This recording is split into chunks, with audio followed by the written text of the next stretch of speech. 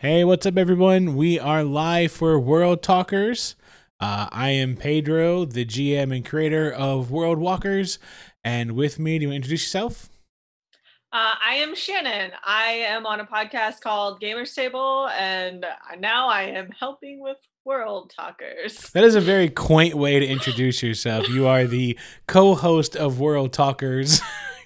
I'm helping is like, I'm just around. You are the official co host of World Talkers, which is going to be right? We're doing bi weekly? Yes, I believe Okay, so. cool. I'm down for bi-weekly. Yeah. So the bi-weekly show where we talk about all things World Walkers, the World Walkers universe. But today is different. We are doing World Walkers COG exclusively, except for like this first 20 minutes or so, where we're going to introduce the cast of World Walkers COG, because that's the podcast that just got launched with the all new cast, going back to the Steam powered world of COG, which people seem to really like for some reason. Cool. Yay! Which I used to call the steampunk world of COG, and then I got scared because like steampunk means like Victorian and like a certain aesthetic, and I was like, that is not what I'm doing. Yeah. So I took a couple steps back. I think steampunk works, but I like it better as steam powered. Yeah, steampunk is very functional, but I was one day, if and when we get huge, someone's gonna go, good sir, and they're gonna adjust their monocle, and I don't fucking want that fight. So I just like, no, steam powered. Do whatever I want if it's steam powered. Steampunk, someone's gonna come on there like one of those super tall fucking tricycles or whatever, and they're like they're long fucking like butt coats or whatever they're called, and their tall hats. And I don't give a shit. Like it's steam powered is fine. Like it's good enough. So yeah. What have you been up to? Oh. Nothing. Wait, stuff. No, season 2 of Gamers Table. Oh, that's right. Season 2. I'm like, I don't know. Yeah, I'm on a podcast or something. Yeah. Season 2 of Gamers Table recently came out. We did our first episode. It had a title that I don't remember because it's no. Isn't it playing? Is it Playing Against Type? Was the episode? Or was that? Right. That sounds right. I can't remember if that was the newest one or not. And I'm going to. I'm the worst ambassador for our show. Yeah, it's Playing Against Type. Okay, yeah. Playing Against Type is the most recent episode, which is a really good episode. Which was basically about like not just playing against stereotype, but like playing against the kind of character that you always play. Yes, and we did. Yeah, we did discuss that at length. It was very interesting because like we also got to talk about the kind of characters we usually play. In addition to like what we thought and then what other people kind of thought too. Mm-hmm. We also announced today that we're going to have a new actual play streaming pretty soon. It's going to be shorter. I don't know how long it's going to be, but it's going to be called The Challengers. You can catch that at twitch.com/gamerstable if that's how Twitch does their URLs. I think it is. Yeah. That's cool. So what's that about? I missed that announcement. Oh, yeah, it was just on Twitter. It's going to be Silver Age superheroes. It's going to be kind of for Fantastic Four. Right now there are 5 of us, though, so Fantastic 5 sort of thing. But yeah, we have our session 0 on October 30th. At 9 p.m. Central Time. Nice. Check. And what system are you using? Probably D&D. No, Mutants and Masterminds. I know. I don't know if you know this, but there are other games besides. No, I know. I tease. No, I think you're kind of notorious for not exactly loving D&D 5e as hard as you could. I don't love D&D 5e. Yeah. But we're about to start a new D&D 5e campaign, and I'm really excited about that. I'm playing I'm gonna play a bard, and my fiance is also playing a bard, and we are going to be in a band together. But we want Nice. it to be more like Wild Stallions, where we don't actually have a band. We just talk about our band all the time. That is amazing. Long Yeah. ago, we almost started a live stream all bard game. Oh, And that would have been great. yeah, it never went anywhere. And I think Wesley was going to be the manager. Yeah, the only way I would ever play a bard like live stream would be if I did it like this, where like I'm in a band, but I'm not really in a band. We're having a request to type the Twitch URL into chat, which, oh, you're on it already. Yeah. Yeah, Oh man, I can't type. yeah. Yeah. So, while you're doing that, we actually had a couple questions come in already about World Walkers, the other podcast, the Non-Cog podcast. And I wanted to knock some of those questions out before we got into the meat and potatoes, if you will, of tonight's talk. So while you're doing that, I thought an interesting question that came in actually ties into World Walkers Cog. I might save that for when the crew comes in, though, because that one's actually kind of funny. The one before that, though, I'll tackle this one. So this is a question from Johnny, also known as Johnny Blue.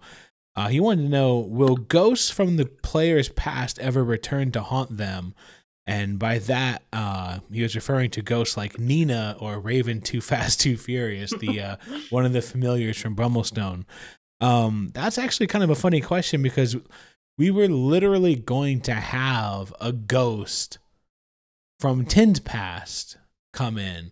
There's a point in Rolanus where the players are traveling and they're walking down the path, which is the kind of the safety that anyone can walk and avoid the nefarious stories that Rolanus wants to wrap you in. And there's a point where Rolanus is desperately trying to distract the players from their story. And there's a moment where Tin walks off the path and walks her way towards the spirit temple. And Tompkins explains in a narrative sense what the spirit temple is. It's a way to kind of reconnect with lost loved ones. And the plan was for Tin to finally go on a side adventure, which has been kind of a running joke. Tin doesn't ever go on side adventures. And won't let you type a link in there? That's weird. It won't, but I think people will be able to figure out how I did it. That's peculiar. I wonder if I can change the settings somehow later. But yeah, Megan was finally going to go on a side adventure. She was going to go into the spirit temple and she was going to have a final like resolution to the trauma of losing her master. And then I think Megan just said, never mind. She's like, hard pass. I have noticed that it seemed like Megan doesn't want to go on any side. Megan does not want a side adventure. Didn't she go on one with Ertlebeam? She did. She's not afraid to duo one. But no, when it comes to like a solo adventure, no, she has. At one point, she literally jumped off the side of a goddamn airship to avoid a solo adventure. So, yeah, pretty safe to say, she doesn't want one by herself. And that would have been such a good one too. Yeah, I was really excited. I started really jotting down some ideas. I had for any of those we have 3 games running actually. So there's the World Walkers, there are the adventurers from World Walkers Cog, and then there's also the Refugees of Rolanus. We have a live stream game that goes on Wednesday nights that patrons get to watch live. Pretty soon, all of those adventures are going to be up on YouTube for anyone to watch. If you want to watch them live, you also have to be a patron, which all of you are. So, but patrons there's a certain tier you have to be a part of. It's the $10 tier. We have clever names for them all. I forget what the $10 tier is at the moment.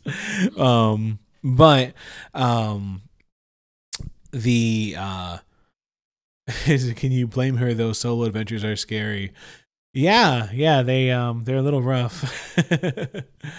um, Gamer Stable is my horse tabletop RPG. Is what Elspeth said, or Elspeth. Um, that's really funny. But so Wednesday nights the live stream happens. But the Refugees of Rolanis play on Rolanis. Well, they used to. Things have happened with Rolanis. They've had to escort the premises. But yeah, they've had some pretty fun times over there, and they know that the Spirit Temple would have been a pretty potent place to be on, because they've talked about how resurrections only happen in places of power.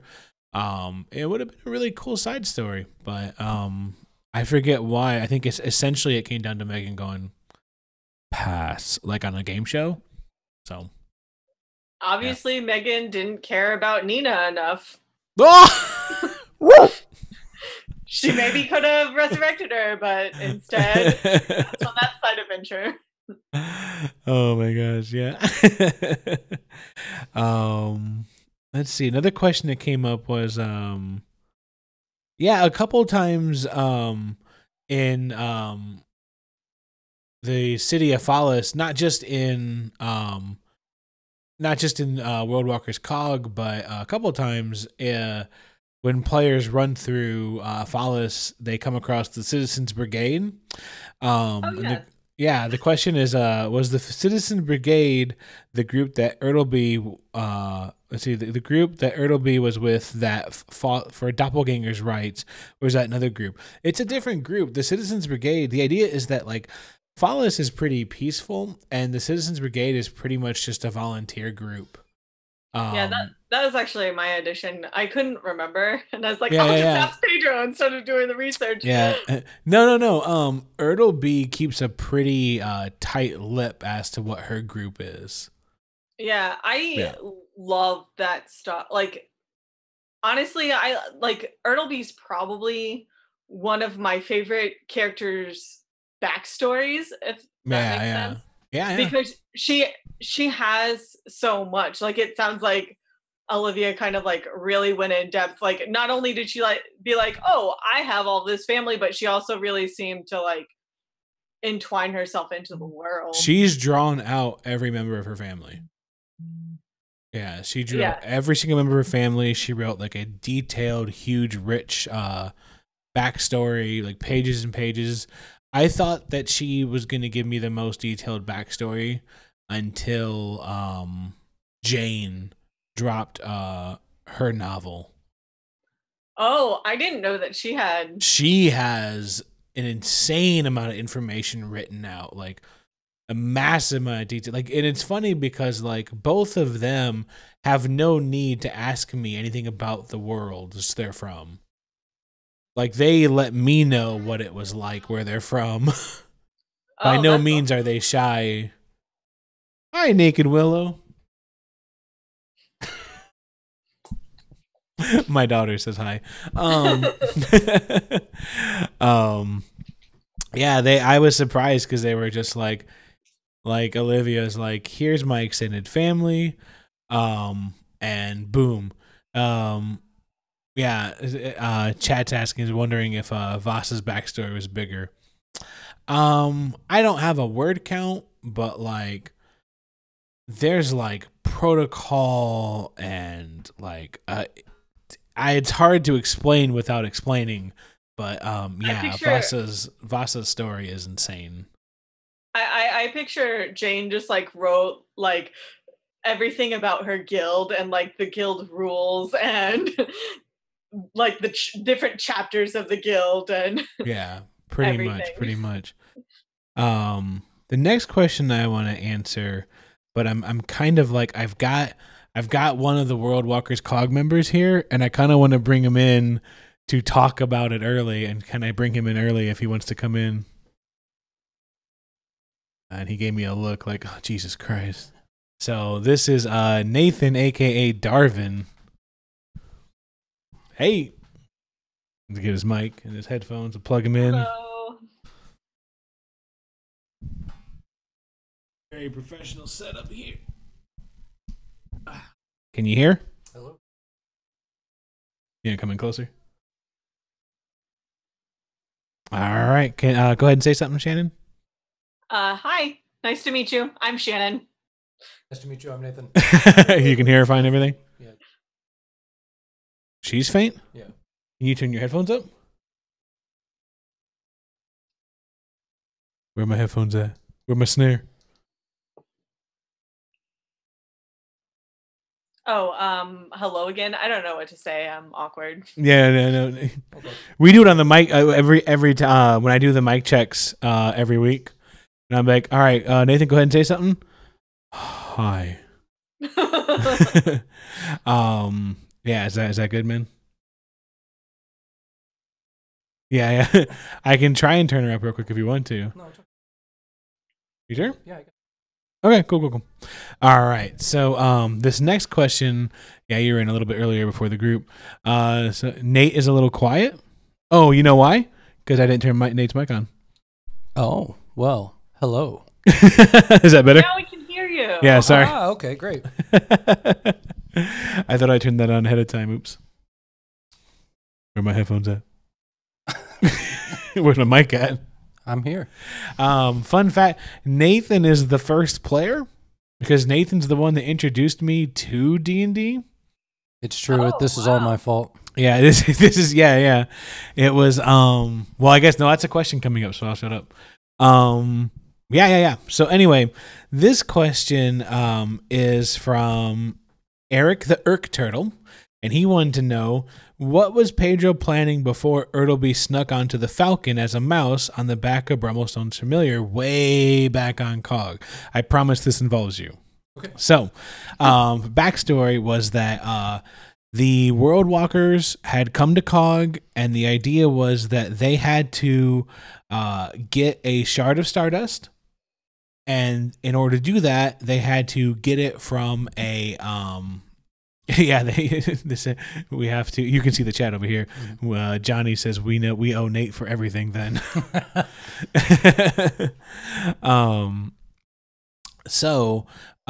basically, they had to get the shard from an artifact hunter named Claiborne, which you met Claiborne before, and yeah. That So went well. what? That went well.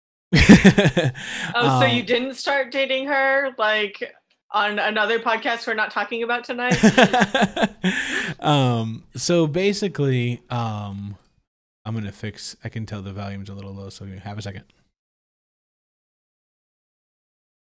Right there. Say something one more time, Shannon. Oh, it's okay. Okay, we're gonna go right there, and we'll just play it from there. Okay, sorry. Thanks, guys.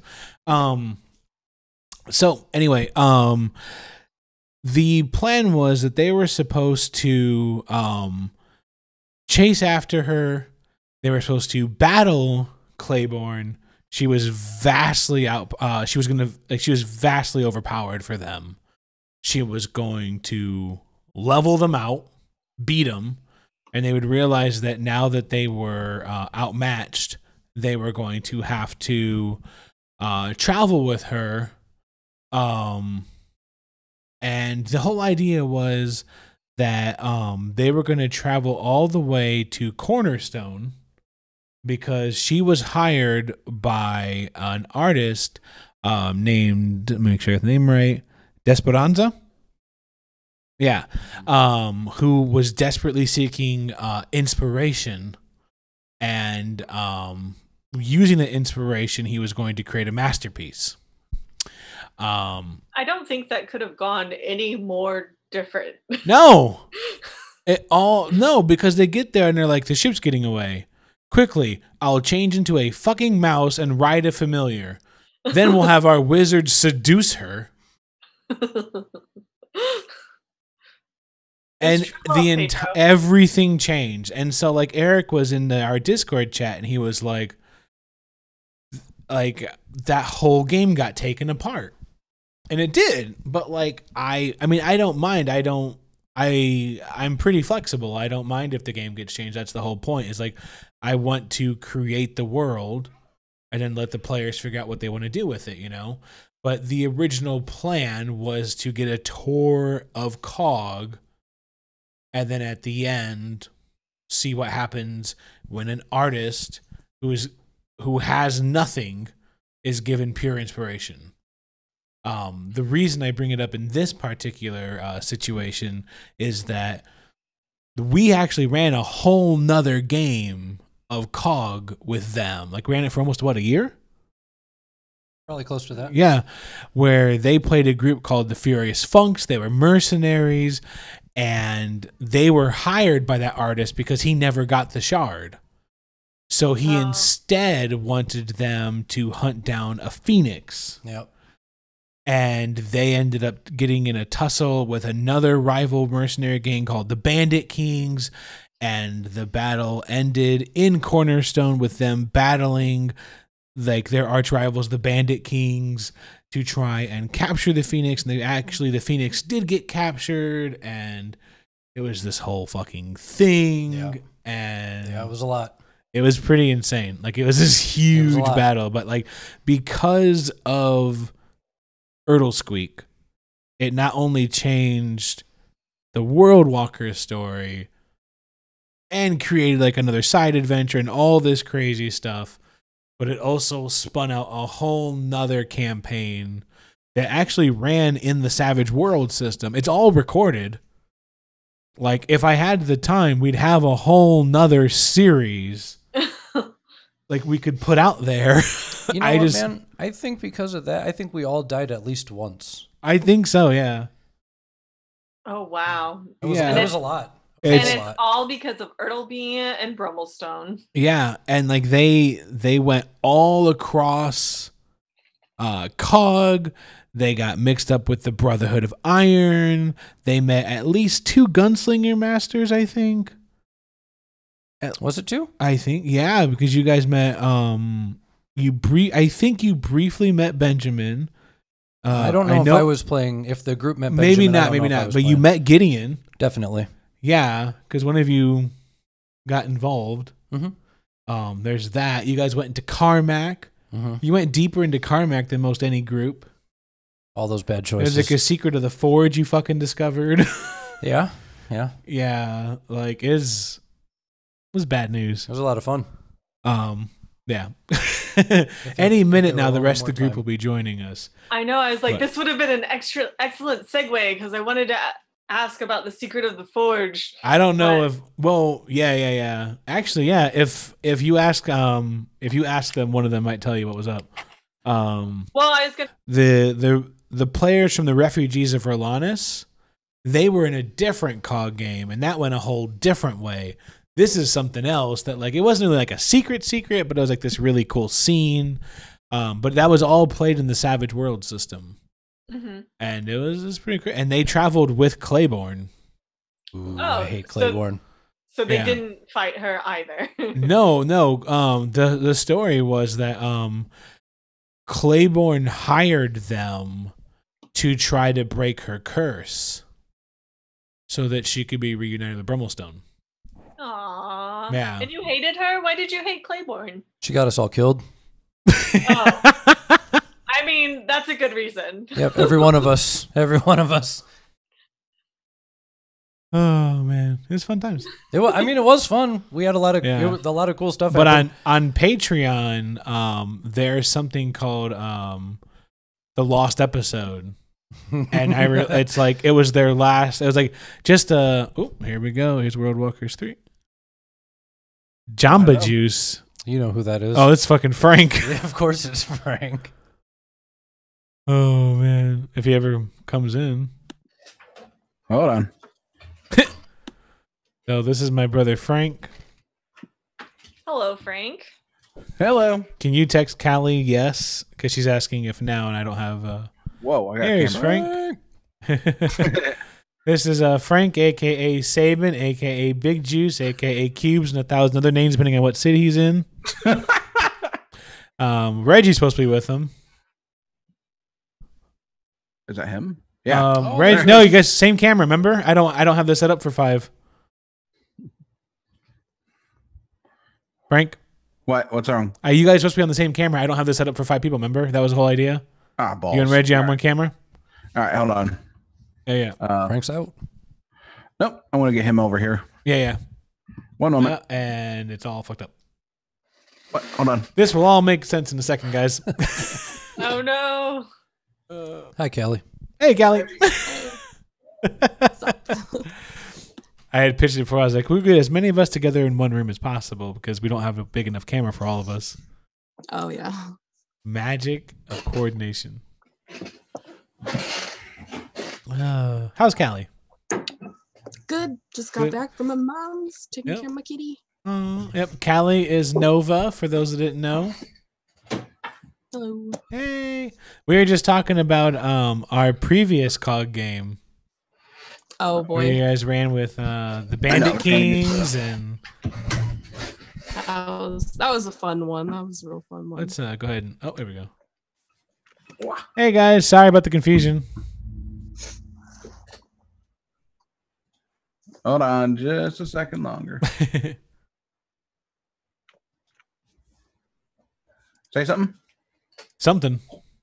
Something, man. Also something. I was There we go. this. I had to Hey. switch the. I had to get us out of the headphones. Yeah. Hey Reggie. Hello. What up? All right, so we've got Reggie plays Luca Lou, our favorite simple / extremely angry forged. There's no in between. Yeah, there's no in between. It's either well, hey there, well, hey there, big baby. There's only green and red. There's green to red. That's right. And then, well, if you're angry, what does that make Nova? Furious. Furious, yeah.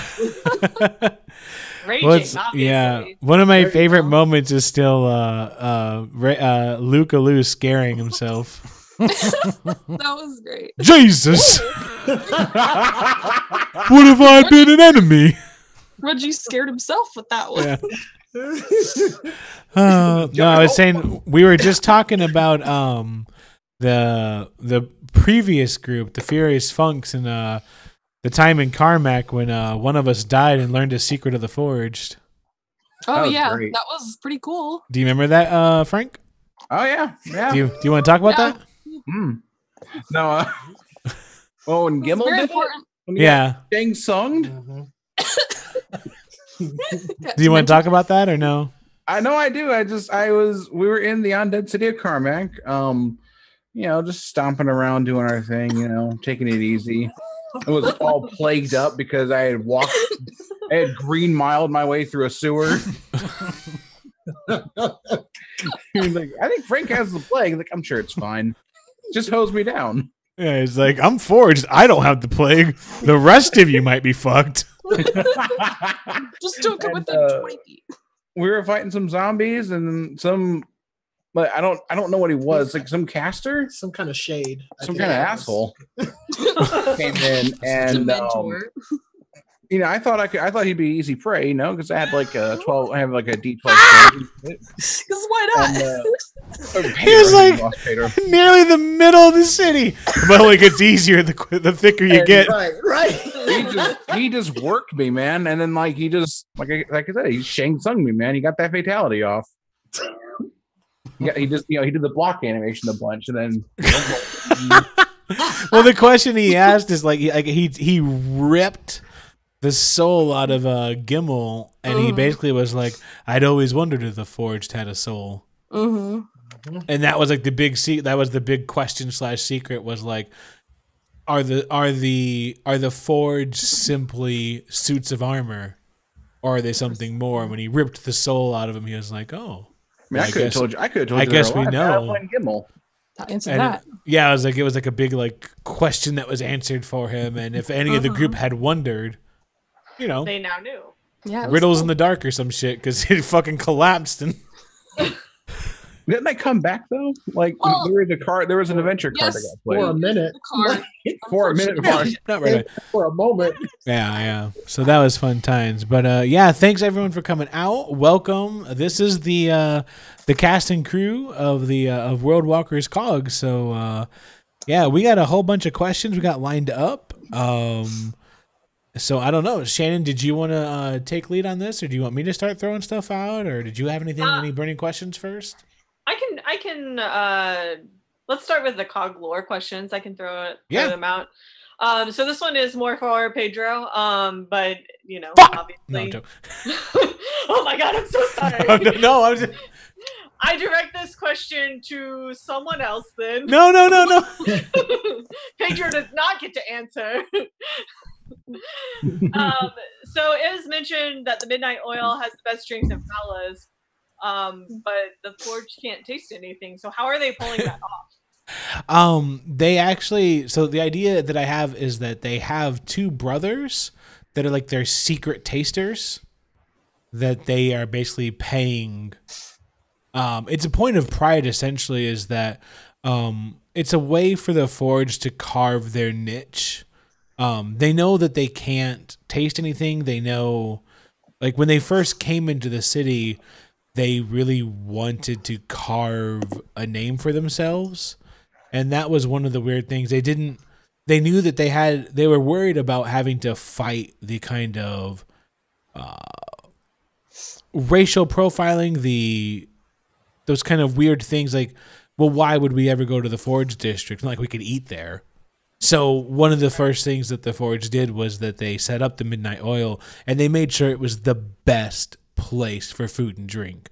And so, under the table, they basically made sure that they had like these two taste testers. They had hired two people that are just the best chefs. And not only do they not to cook, they wanted to learn to cook, but they basically hired them to make sure that their food was top notch.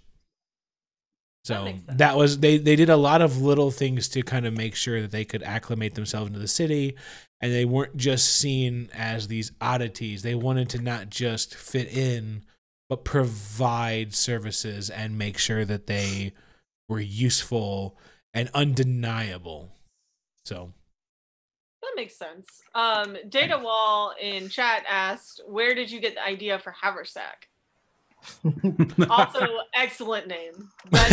He loves small characters. I do love small characters. That is true. I don't know if no, I guess the idea was I was trying to think, like, because goblins are playable but not exactly lovable in COG. And I was trying to think, how Pedro gets a hold of them. No. But I was trying to think, like, how would he be able to move around? And I was like, he would probably, like, and I had the idea that he would throw a sack over him. And so I was like, but his intelligence would be just like he just threw a bag over him and just rolled around. I loved the idea of him just like putting a bag over his head and then just rolling into an alley and waiting. And just laying there limp, just like a bag of trash. And then when no one was looking, just like tearing a hole in the bag and going, well, all right, fuck it. And then just flopping around and only traveling in the busiest parts of the city until he could get to the next part. And then from there, I just tried to think, and I was like, I don't know where I got Haversack from. I just, it's a magical item. Haversack, and he's magical. I'm still want to know if the cat's actually legit. Yeah, Nathan thinks that he's deaf.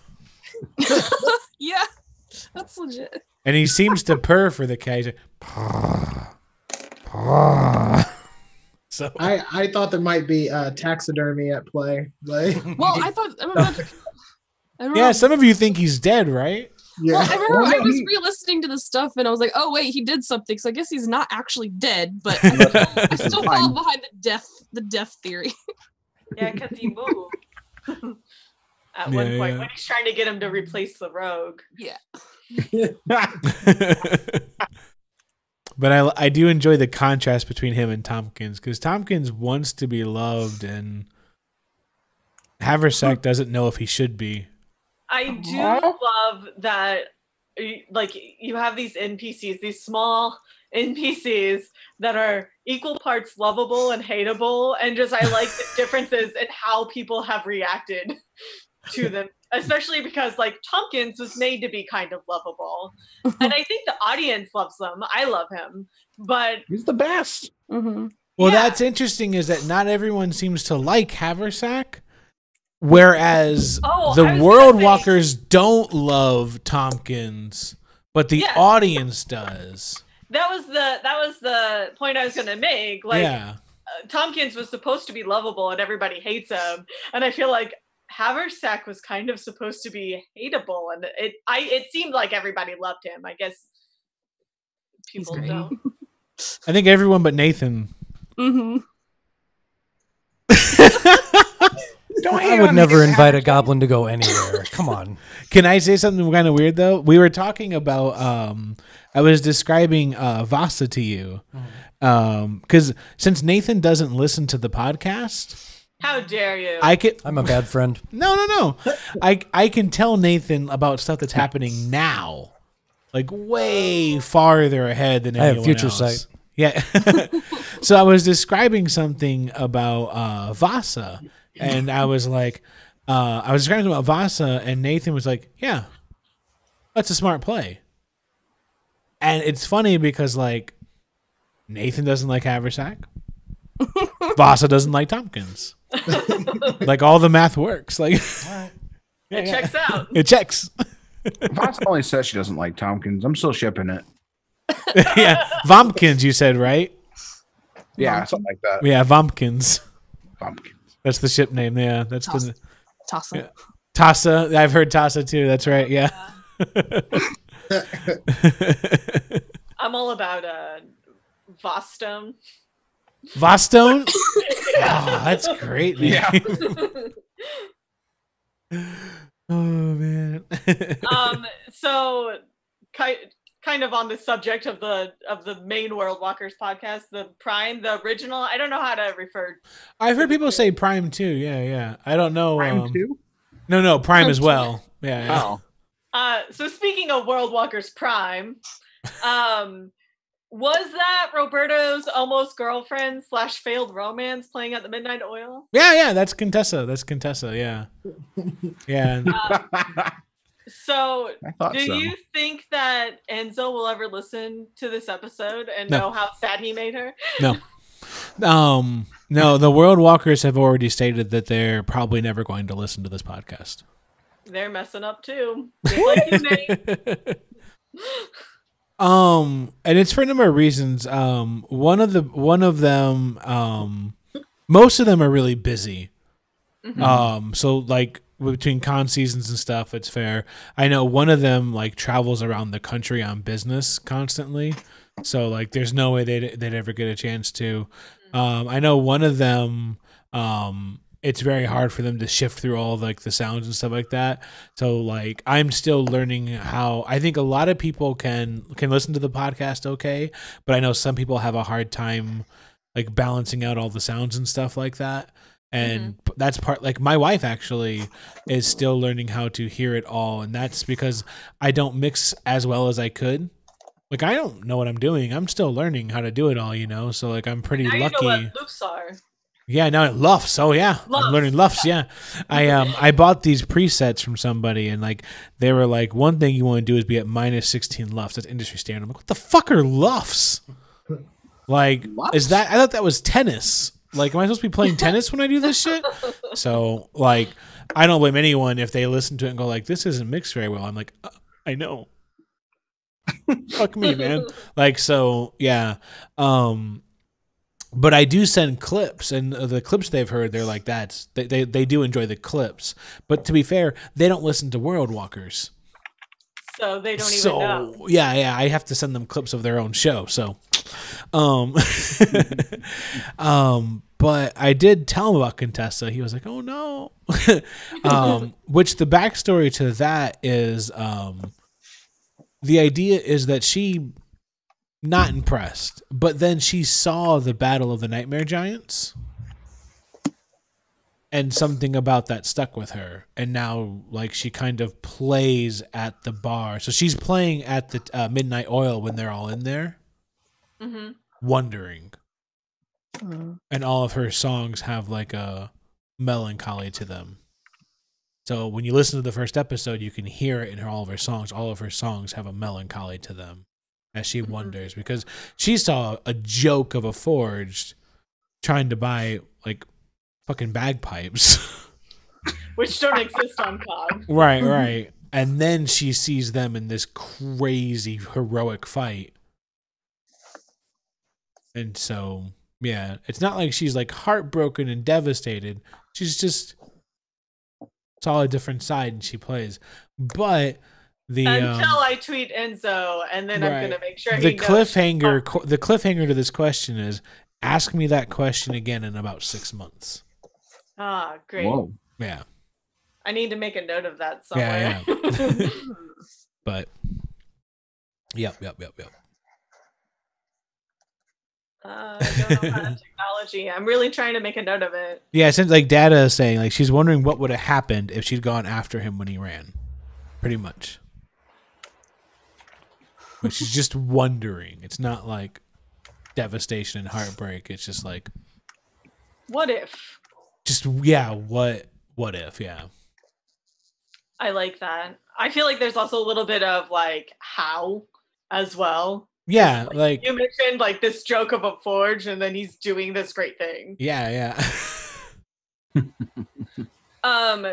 I think 6 months. Dad is asking 6 months. I think 6 months. That's my math. Somebody asked me when the next World Walkers campaign guy was getting updated, and I gave them the estimate of like March 3rd or 4th, 2019. That's the best I can pin it down. So. And that's when we can ask again. I think so. Okay. But, yeah. It's been noted. It's in our Google Doc. I wanted to know, I don't know how much of this is like yet to be seen, but I was really curious about the Forged Leader Sanctuary. I didn't know if that was something that was going to come up, or if it was some backstory that I forgot, or if it was in the show that I never got to see. You know, we've played a couple games where he's been brought up a few times. He's mentioned, isn't he mentioned in the first couple episodes? Yeah. Yeah. As missing. Missing, yeah, as missing. Yeah, his story comes up again later. I think it's safe to say. Yeah. The basic gist of him, like the recap of his backstory, is that the Forged were made to battle the Mages' War, which is a name that was created by the Kingdom of Dorminir. The idea goes that the Forged were crafted to battle all sorts of fronts of the war between Dorminir and the kingdoms that fell under their banner and the Kingdom of Kadim. Then, eventually, the Kingdom of Kadim got tired of fighting the war, and they decided to make the ultimate weapon. And the weapon they made eventually, the Sanctuary's name wasn't originally Sanctuary. They made this terrible doomsday weapon. And the stories go that there's not a lot of stories about Sanctuary because there were no survivors of whenever Sanctuary entered the battlefield. When the Mages' War ended, however it ended, the Forged were set free, and Sanctuary took the name of Sanctuary, became a pacifist, and led them on a pilgrimage across Cog until he could find a home for them. And that home was Phallus. He created a home for them in that city and created the Church of the Source, where he says that there's something more to the Forged than their origins. And he preaches there. He used to have kind of a second in command named Corin. She's not there anymore. She's off somewhere else. But yeah, he kind of preached the word of his church for a long time, and not too long ago he became missing, and not quite sure where he is now. But basically, there's always been a bit of a peace in Phallus, and that's why they have something as weak as the Citizens Brigade. It's a volunteer people's police because he just kind of brings this kind of hope wherever he goes. So, how long was the Mages War? I know that it ended 25 years ago, but I didn't know how long it was before that. Without checking my notes, I think it lasted, did I say about like 6 or 8 years? Does anyone remember? I don't remember that. I think you do say it in an episode. Yeah. Number. I don't know it though. Yeah, it lasted a few years at least. Someone, like someone can blast me for it later if I get this wrong live, but I think it's about 6 to 8 years because I think way back years ago when I first started writing it, I was like, it's got to last like 15, 20 years. Goddamn war. War never changes or some shit. And then I started doing research into wars and I was like, really? 6 years? World War II? 6 years? Huh. Shit, we could have this over in a couple months if I wanted to. I was really devastated. Nathan kind of slams me sometimes for like not understanding shit, like how big an airship is. I try not to slam you. Not slam you, but like let me know when I'm wrong because I'll be like, this airship is about 500 goddamn feet long. And it's like it is not. The engine room is like a warehouse, but the deck is like you're in a goddamn rowboat. Yeah, like, I don't know. Make no sense. Because we never play with battle maps or anything like that. Like, and I so like sometimes I'll get proportions really wrong on airship fights, and then it's like Nathan's just like makes like the Beatles and just lets it be because like you just got to ask if you can get there. Can I make it this round? No. Okay, cool. Next round, great. Yeah, Thank you. Don't ask for specifics on like airship because I just don't have a sense of scale sometimes. Like, yeah, there's actually I'm editing an episode of World Walkers where I try to do this really cool Mega Man 2 puzzle, and like someone won't let it go how it's designed. I'm like, no, just all I want is this answer, and they're like, no, that doesn't make any sense. I said, I know, but I'm just telling you, call out this number on this round. No, because it doesn't make any sense.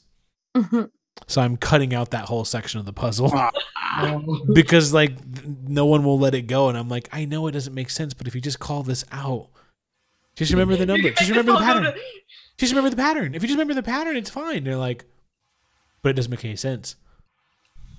But you know the answer. I'm giving you the answer. I was like, Enzo's mic failed. You all wrote down the fucking answers already, didn't you? Yeah. Just call the pattern out. No, because it doesn't make sense. Fine. Then let me just re-say this answer and I'll just cut it in the beginning of the podcast because it doesn't make sense because I got my scale wrong. Like, no. Let it be. So Bambori asked, and I think I may have added some questions. Ooh. I added on to their questions. How did you actually come together as a group? They go to say they understand that Pedro has been DMing for a long time now, but how about the others? Well, I've known Pedro since 3rd grade. I've played games with him forever. Like this is the only way I really get to game, so it's what we do. Need to switch speakers real quick. So go on. But this speaker's really low, so I need to change it up if that's all right. All right. Like I said, that means you and Reggie. So Callie? I met Pedro like I think 2 years ago at the game store downtown. I went to join a RPG day they were doing, and I wanted to do a Pokemon game, but you were doing a Marvel game at the time, and joined in and ended up doing a Pokemon game, and then eventually D&D, and it just kind of spiraled out from there.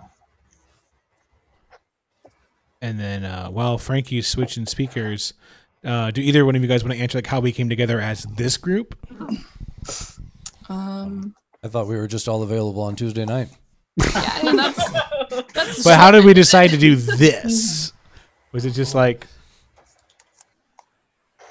trying to remember. I mean, I know when you left the game store you wanted to do a new game, and I don't remember what made us decide to do COG. Basically, yeah. So we were playing at the game store. We were playing a Hunter. We were playing Hunter. That was fun. Yeah. Because we were basically like we were playing way back in the day. We were playing at the game store, and it was Tuesdays, and I think at first it was Ravenloft. Yeah, right. we were playing Ravenloft. Not the module. What? I know place is great, but you talk about when you ran the module. It would have been fun, but it wasn't. It's okay. Yeah, the playing. We didn't enjoy playing the 5e version of Ravenloft because we played the old school version of Ravenloft where you actually got to play and move around Ravenloft. And I don't know, did you ever play the Ravenloft 5e, Shannon? I did not. It was hard because in the old school Ravenloft you got to move around. Mm-hmm. And in this is a campaign world versus and this was module. Just like it was like playing in like a video game where you're like thump. Like, you're leaving the mission. Do you want to give up on the mission? Press X to stay in the mission. And you're like, I guess I don't want to leave the mission. Like, Jesus, no. So, like, Nathan and Callie were in that. Were you in that one, right, Callie? No, I wasn't in that one. Okay, so Nathan and I were in that. And then when that fell apart, Nathan and a couple other players moved into a Tuesday game where we were playing in a horror game, and Callie joined that. Yeah, that was fun. We had a lot of fun playing that. When that wrapped up, we moved into D&D. When that wrapped up, we still wanted to play it. I left the game store for reasons, and then we carried that over into my. I had an office, and we moved that into Savage Worlds, but we decided to play Savage Worlds COG. That's the game we were talking about earlier. Yeah. Mm-hmm. And I thought, like, let's turn this into something. Let's turn this into another podcast or something. That was fun. A lot of that audio wasn't really great. Didn't know what to do with it. And then that kind of transitioned into what do we do next? Let's bring in Reggie, I know Reggie was already in the game. Mm-hmm. Yeah, I think it was just like, let's do something. I think it was like we didn't know if we could really like the Furious Funks. Was it never D&D? No, we did D&D for literally one game. Yeah, D&D near the end of it. I think the final episode was D&D, wasn't it? I think so. Yeah. So it transitioned to D&D, and then adventure. And then I think we realized, so we just kind of that's how we got together in this current form. And then after playing Furious Funks, we realized that it was too hard. There were so many references. Like, the Furious Funks was a super fun group. It was really funny, but it had too much of a past. Like, to be honest, I haven't watched a lot of Critical Role. I know they had a long-running game. I don't know how they brought anybody into such a long-running game without, like, tons of backstory. I mean, they didn't. They just kind of, like, went with it mostly. Did they just go into it? Yeah. Mostly, yeah. Oh, they're braver than me. I just felt bad constantly going like, well, we got to go after so-and-so who was totally this. Yeah. Like, it felt weird. They have such a rich history, the Furious Funks. Made a lot of enemies. Made a lot of goddamn enemies. Hey, we killed a lot of fucking enemies. Yeah. We got rid of two of them though. That's fair. Yeah, we killed a lot of our enemies. But that's how we came to. That's how this group came together, because we're all friends. And then how we decided to do this was that, like, yeah. So. Were the Furious Funks, so did you play it longer than that year, or was that just 1 year and you ended up having so much backstory? We played it for a little over a year, but not. We just played every week. Yeah. Like, we almost didn't miss ever. Yeah, but like, I like to put a lot of story in my games. Yeah. Got a lot of that. Yeah. There's just a lot that happened. That was it. You know, what I like to do is I like to do really heavy NPC games when I can. Mm-hmm. So there was just a lot of NPCs to keep track of. Mm-hmm. Like, the Bandit Kings had like 5 different people in it. And then, like, they went to the travel city of Cosnick, and then they met a goblin who was supposed to be their friend named Tuxedo. And then Frankie fucked that shit up right in half, and then ended up in jail, and then swore himself to one of the original mages from Kadim, and then swore that he would never take a life for a year. It's a story. Like, it was over a year thing. Oh no. I like to think of us goal oriented. We were.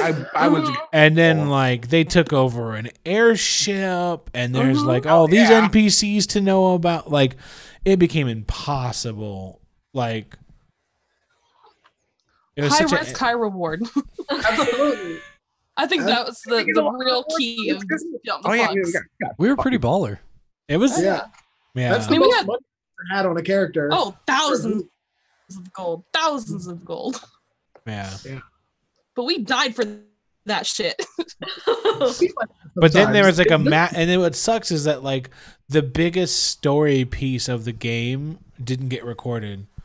Oh yeah. Oh, that was like sad. there was a huge lore drop, and it had to do with like the Church of Cagliostro and stuff, and it never got recorded. So like that was so sad.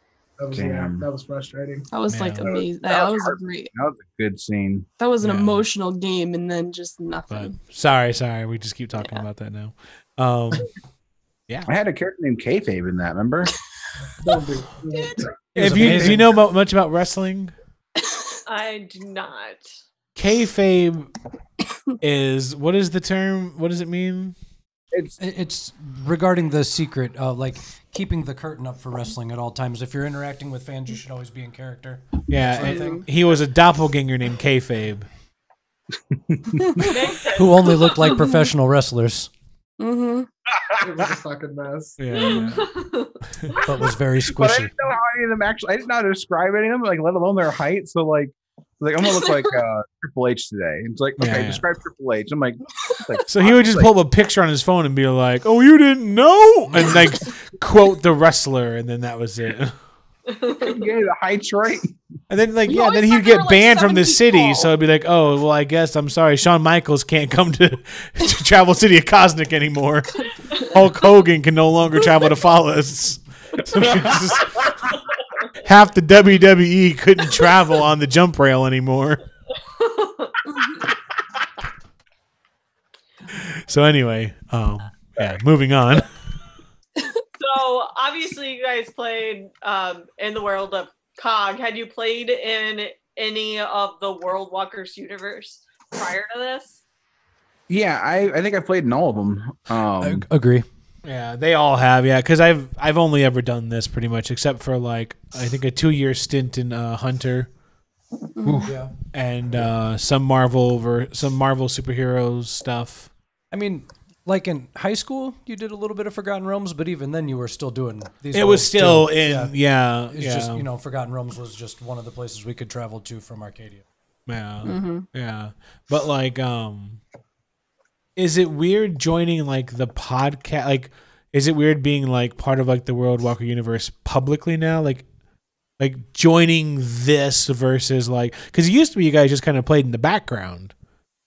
Like, you know what I mean? We were just playing a game. Now, like, we sit down. I don't feel like it was in the background. What's up? I don't feel like it was in the background. That shit was my game. Well, no, I know. But we were the stars. Right.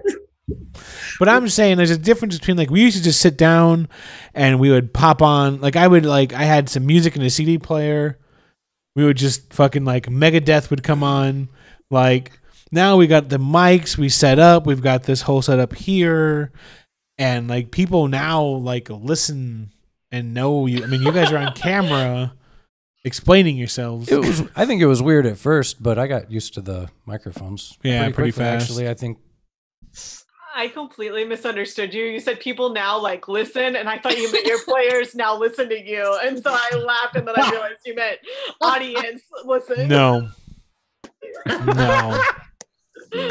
that'll never happen. I'm happy to be able to spread my love of goblins to the world. So like I'm not playing a goblin in this game, but I will play a goblin in the next game and any other game. Every game is what he means to say is every game. I do love that you guys have made like these like, you know, traditionally like evil races, traditionally the bad guy races, like, oh, they're part of society now. Goblins are not part of society. They're just, everyone's a little racist to them. Well, yeah, in Menroth they're playable. For instance, Voss's homeworld, and they're not even close to being like this. Like they're actually pretty well accepted.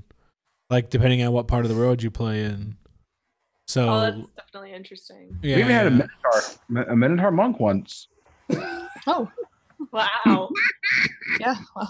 That It's a was- story. It's a story for another time. But the essence Sorry, of it was sorry. that like a player got his character captured and is like, "What do you want to do?" And he's like, "I'm gonna make someone's gonna break him the fuck out." So he tried to min max it and he played like a Minotaur monk, and he showed up and he's like, "All right, let's do this," and he got fucking killed like in the first round or two. He like walked out in the middle. Come on then, what? Yeah, he just got shot up with arrows from archers everywhere. He like walked into a canyon of elven archers, going like, "Come on then, let me at. Where you at then? What are we gonna do about?" So Data Wall asked in chat, do the players have any pre-game rituals? Ooh, I charge my dice. I always put my dice on the highest Classic. number. Yep. Shots? Oh yeah. now Shot. shots. Yeah, that's true. It's funny. We had a player who always put the dice on the lowest number. Was his thing? He put the lowest numbers up. I actually, when I started gaming, I still do this because it's kind of habit now. I always put my dice on the highest number, but when I started gaming, it was because I had troubles telling some of them apart, like the D12 and D20, and so I always put them on the highest number. So I always knew I was Which one to grabbing- grab? Yeah. Yeah, and now I still do it out of habit. But if they get messed up, I don't.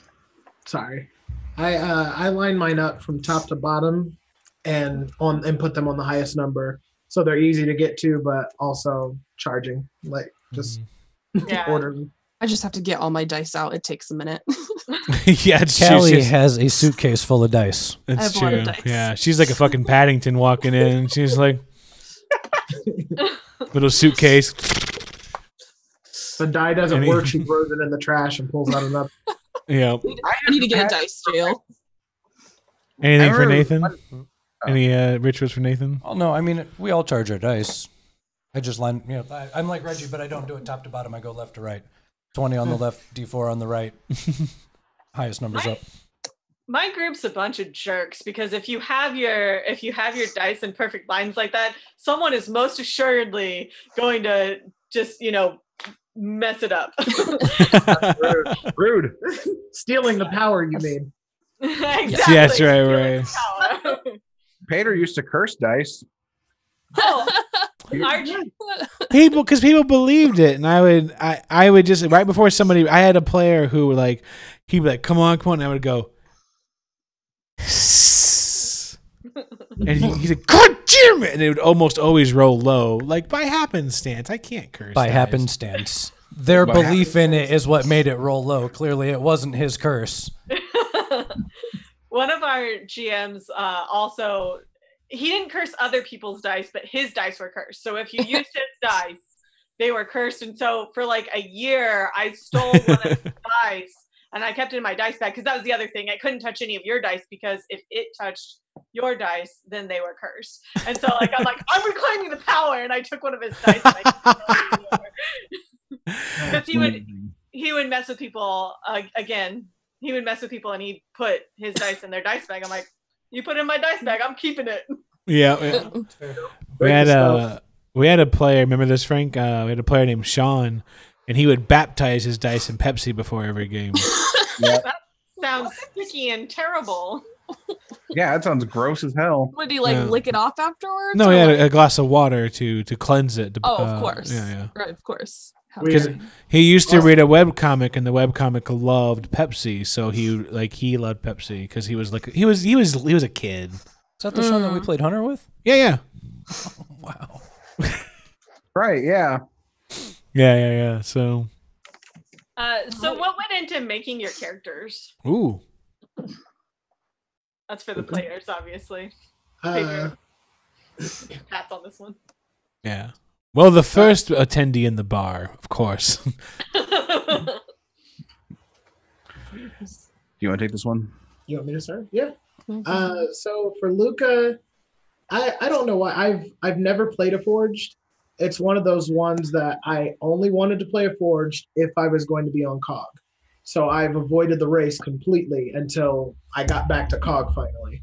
So when I made one, and after the Mages War, I thought about what a Forged would do after gaining freedom. And so I had, like, my concept for him was somebody who tried to make a name for himself, and it didn't end so well. And he learned a lot from that, but with the Warlock and 5e being available, I was able to make that learning from it an actual source of power for him. So Luca, I used the scariest place on COG that I could think of, which would be Carmack, and he draws his power from Carmack. So he's this person who, losing his friends, his entire party, he was the weakest of them. He only ever wanted to be strong. He wanted to be a paladin like the person that he looked up to and loved. So now he's like a dark version of that because of what happened to him. Nice. For Big Juice, Fabian, Big Juice.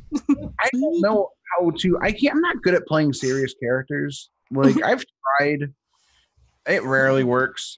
So I've just had to make screw jobs like Fabian, or I had a halfling monk named Saruda who just had like a chip on. Saruda, baby Saruda. Baby Saruda. He's not a joke. He's so important, Frankie.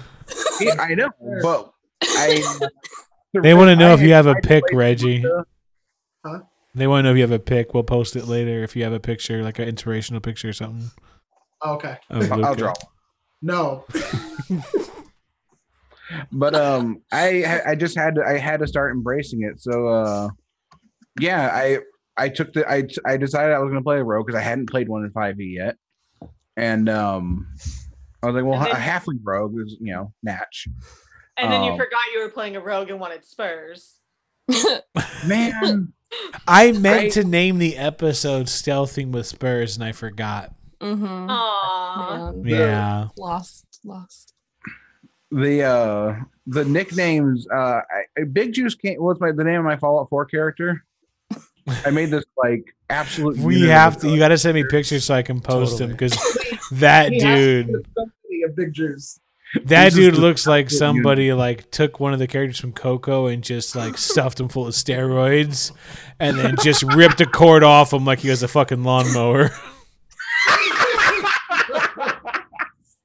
And then like just the nicknames kind of came natural. I was thinking about like in Judge Dredd, there's the prison called the Cubes. So like, Yeah. word cubes.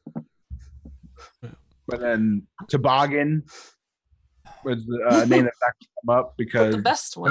that was his name back in Carmack before it went under because he slides in. Yeah. Yeah, one of the questions I actually had later for you was what was the inspiration behind just having a nickname and then also all of the nicknames that you have. I keep coming. I try to come up with nicknames that are just going to elicit a groan from Nathan. You're really good It's at not it. hard. It's not hard. It's not, but like I've had a bust of a time trying to name my my revolver. Yeah, you guys haven't even heard the final It's been name so yet. much fun. Oh, did you finally did you figure one out? Yeah. Oh yeah, remember we talked about it last time. Remember? Yeah, but the last name that they've heard on the podcast. No, I don't know where they're at. I haven't listened to 4 yet. Yeah. No, I and haven't heard a name yet. there's a name in 5. Yeah, 5 was in it. Mhm. There's a name in 5 with an outtake so brutal that I almost left it out. That was a long outtake. Fleetwood, Oh, the Fleetwood outtake. brutal. Mhm. Very Oh, brutal. It is so brutal that Jess made me clip it and send it to people at work at her job. She sent it to her to people in her job, like, you have to hear what my husband did to his brother. It was pretty Family mean. love. The family love. God damn it. Datawall wants to know if Luca Liu has mismatched anatomy, if it's because he's made from Civil Forged. Gonna let everybody answer before I ask that. Oh, sorry, what? I was gonna let everybody else answer before I Oh shit, ask sorry. the questions from the chat. That's fine. Sorry. Don't answer yet. Yeah, I'm good. Oh. I'm good. All right. We're gonna play it naturally, as in, oops. So Callie or Nathan, which one? Because actually I have made Nova for another campaign previously that was on COG, and that one I didn't last long in it because the campaign ended. You lasted long. Well, I lasted. That was Tell them what happened, Callie. Well, we ended up in Dormamere, and well, the group was invited into the castle in Dormamere and offered two choices: to join Dormamere and help them, or to, become imprisoned forever. What is Dormamere, by the way? I forget. It's a kingdom that's very strict and domineering at. Oh. And I wonder where the name came from. Yeah, they're not real lenient there. And we were in the middle of their castle, in the middle of their city, in the middle of their kingdom, and I thought, Nova, she's gonna take a chance on this for now, and join up and just maybe try to leave later. But the rest of the group was stuck to their guns and decided to head out, and Nova was kind of forced to help take them down. So, wow. You like that? So, that's, gotta do what you gotta do, man. Yeah, that was where Nova started. At the top. At the top. When I made her, I really I was interested in the Forge. They were really interesting and cool, and I was interested in what would a Forge be like if they were really pissed about what happened to them, and if they were very skeptical about possibly the origins of the Forge and the reasons they were made and how they were made and everything. And so that was kind of what went into making her. And then I didn't get to play her for very long, and I was really interested in kind of continuing on that kind of path and seeing where her development could go and where her story could go. And so I wanted to bring her into this game. Yeah, with Darvin, since all the elves were killed, I really like playing elves, and I was really sad that I couldn't play an elf or half elf, at least, or so I thought when we started playing. So I was talking to Pedro about it. What's that? I didn't know all the elves were killed. Oh yeah, by the way. No, it's not a spoiler. No, sorry, I thought I fucked up. That should be funny. But yeah, so we were talking about it a lot, and it kind of came to me that even if all the elves died, that doesn't mean that the half-elves necessarily died. And, there were a few of them at least, so I decided to play one. But it got, it was sort of sad thinking about him because he's kind of like the last of his kind, He's like a dying breed. So I wanted to sort of take that idea a little bit further, and that's why he is like the fanciest of gentlemen, because he's like one of a kind. Yeah, so... So now I was going to go. Jada Wall had a question, which you already know. Luca Lu has mismatched anatomy. Is he made from several forged? At the event in Carmack, he was only able to get out his love. She was the only person that he could save. Well, save. She still died, but he didn't let her fall under the curse of Carmack. But it cost him his arm and other parts of his body. So after he buried her, he went to the Brotherhood of Steel and the Brotherhood of Iron. He had both of them work on him. So he's kind of on loan, some of his parts and stuff. One of his arm is from the Brotherhood of Iron, and it's way bigger than the rest of his body. It's meant for a much bigger forge. And then his armor and stuff comes from the Brotherhood of Steel. So he's kind of different colors in some spots. Okay. And then Data Wall also asked, why Jiggles? It was spur of the moment. I had to think of a stupid name for my dog because I love him so much. I was like, what's the fun word? Jiggles. That corgi. And that's how he calls the dog every time. Jiggle. Jiggles is Roll the J, Frank. The ugliest dog. I mean, like, say the whole thing. Sorry, Jiggles. But no, I don't know if it made the cut in the podcast. He's a corgi mixed with a pug. Yeah, it's a Yeah, a porgy. Okay. Porgy. I know he said porgy, but like I don't know if it sounded like I just mispronounced corgi, which is entirely possible. yeah. And then it's in there, Callie. Like, And the no, legend was he born. the a pug and a corgi mixed or something. He's like the apps. I didn't, but absolutely now. Yeah, Yeah, That's okay, still yeah, I remember there. that now. I remember that now. yeah, Whoops. yeah. I just We- listened to the episode this morning too. We've got Nathan leaving in about 10 minutes, so if we have any questions for him, we should ask them now. Okay. He's a huh. No, that's okay. So Darvin seems pretty untrusting of Lexter. Is it just Lexter, or are you naturally suspicious? Or is Darvin naturally suspicious, or is it just like anti-magic? I think I have a habit of playing a sort of suspicious character. But there was something that Lexter did early on that I don't remember exactly what it was, but I think there was something that he did that he sort of... It looked like he had a really, really well-constructed facade and that it slipped just slightly when we Yeah, his first voice met him.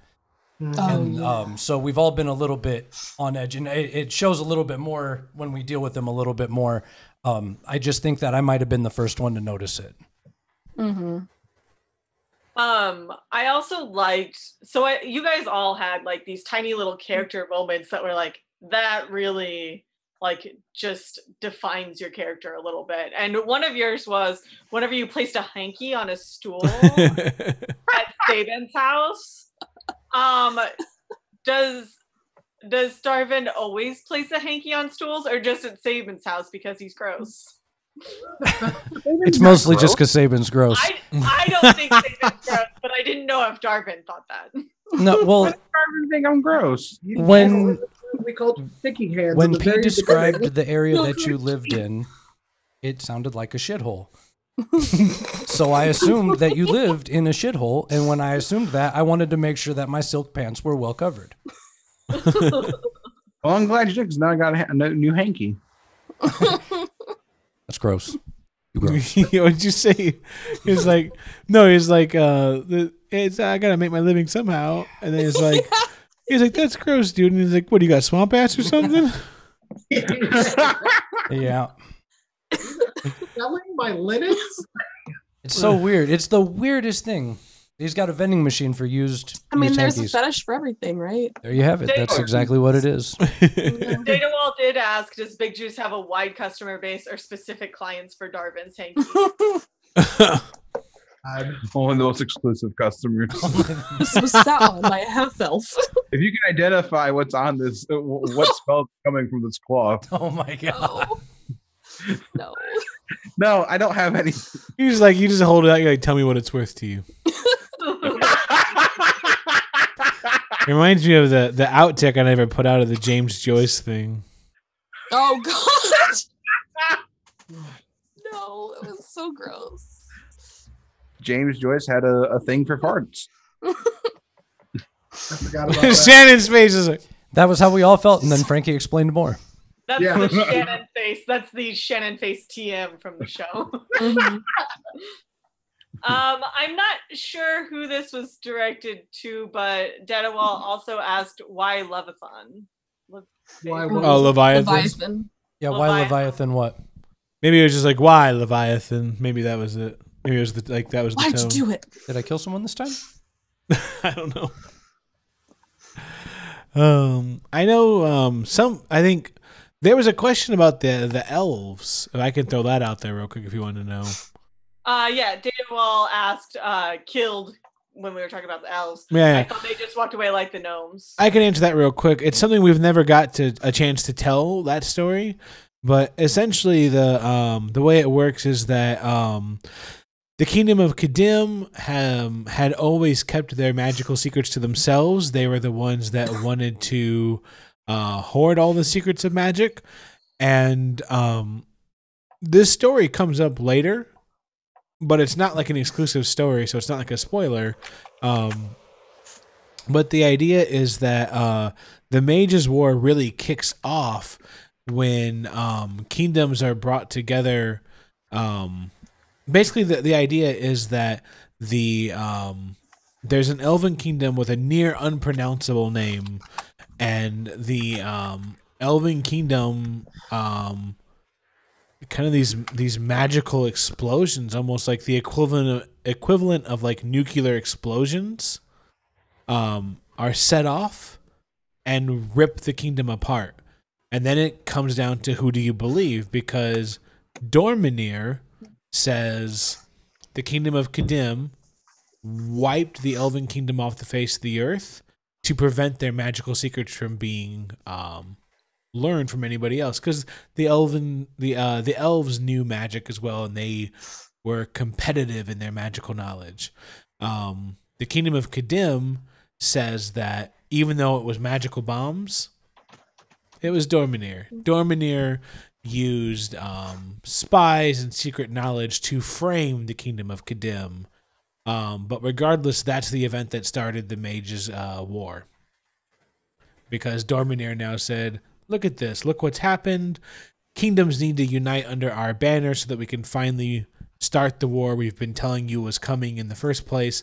Let's bring it to Kadim. And Kadim was like, look at this, we have to defend ourselves.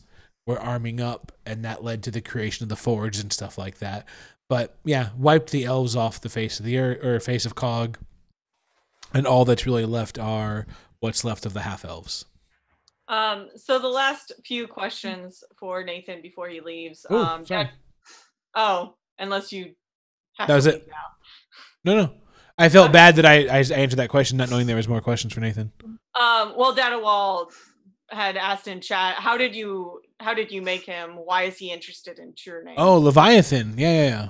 Leviathan was actually the very first D&D character I ever made. Yeah, Leviathan guest starred in a recent episode of Refugees of Verlanus. Oh, okay. Yep. So when I showed up at Pedro's house with a player's handbook and a character sheet, that was the character sheet, and it was my AD&D player's handbook that we started playing D&D with. Yeah, I don't know, he's been in several different games. He never died, and he ended up, once I made it into Pedro's game and Pedro created Arcadia, I think I'm the second most powerful wizard there. Definitely top 3 if I'm not the second. I'm pretty sure second. Pretty sure second. Good enough for me. I did set up I don't know, he's got a lot of history there. I got the School of Magic there, and yeah, so they were looking for someone powerful, and the Archmage wasn't available, so he was. All he does is teach now. He's an old elf.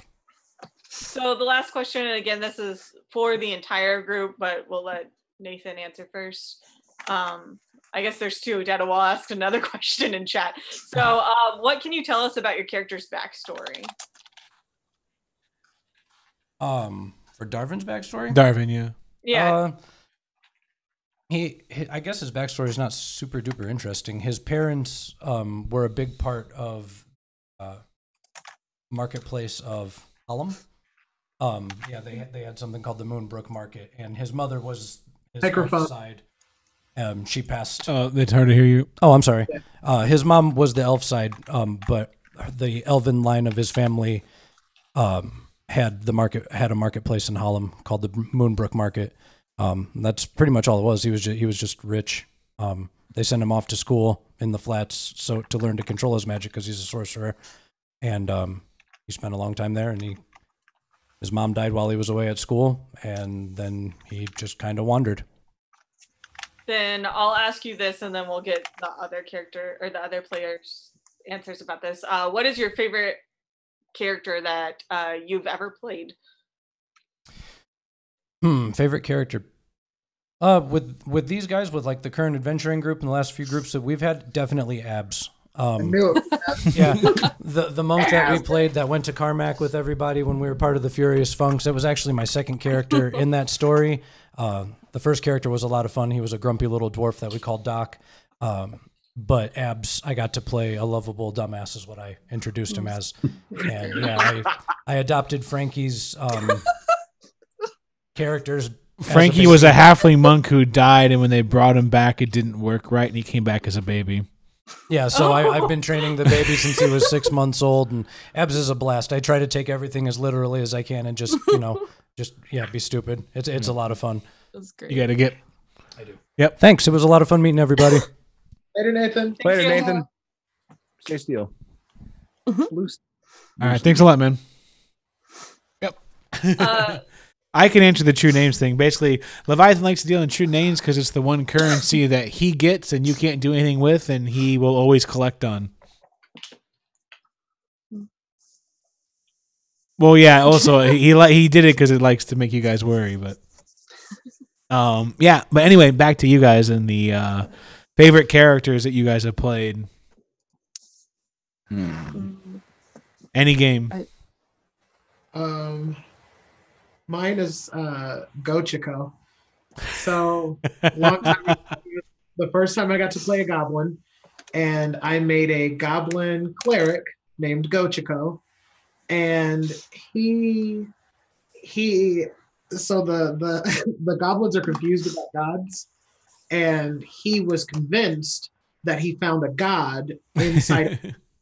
And what it was an animated shield. For anybody who doesn't know, animated property, you can activate a shield and it floats around you for 4 rounds, I think, but gives you the AC bonus, but your hands are free. And that was how he would prove to people that it was a god. He would just activate it and be like, his god's name was Mela Mela. And he would, Mela Mela! And let it float around him for 4 rounds. And just like they're devout and excited. People were like, that's an animated shield, right? Like, but he believed wholeheartedly it was a god. And he was a cleric who practiced summoning, was what his specialty was. And he was kind of a monster at healing, like keeping the group alive and putting out things that could take damage for the team. And he met his end with a fateful crit. Just a crit that was out of this world, like high damage. Yeah. And it took him in one. He had like the second most hit points in the group and the highest AC. And it dropped him in 1 hit. Yeah. Kiss by a Rose played immediately. It was ridiculous. And it is the only character I've ever had that the group threw a funeral for. Like, he Aw.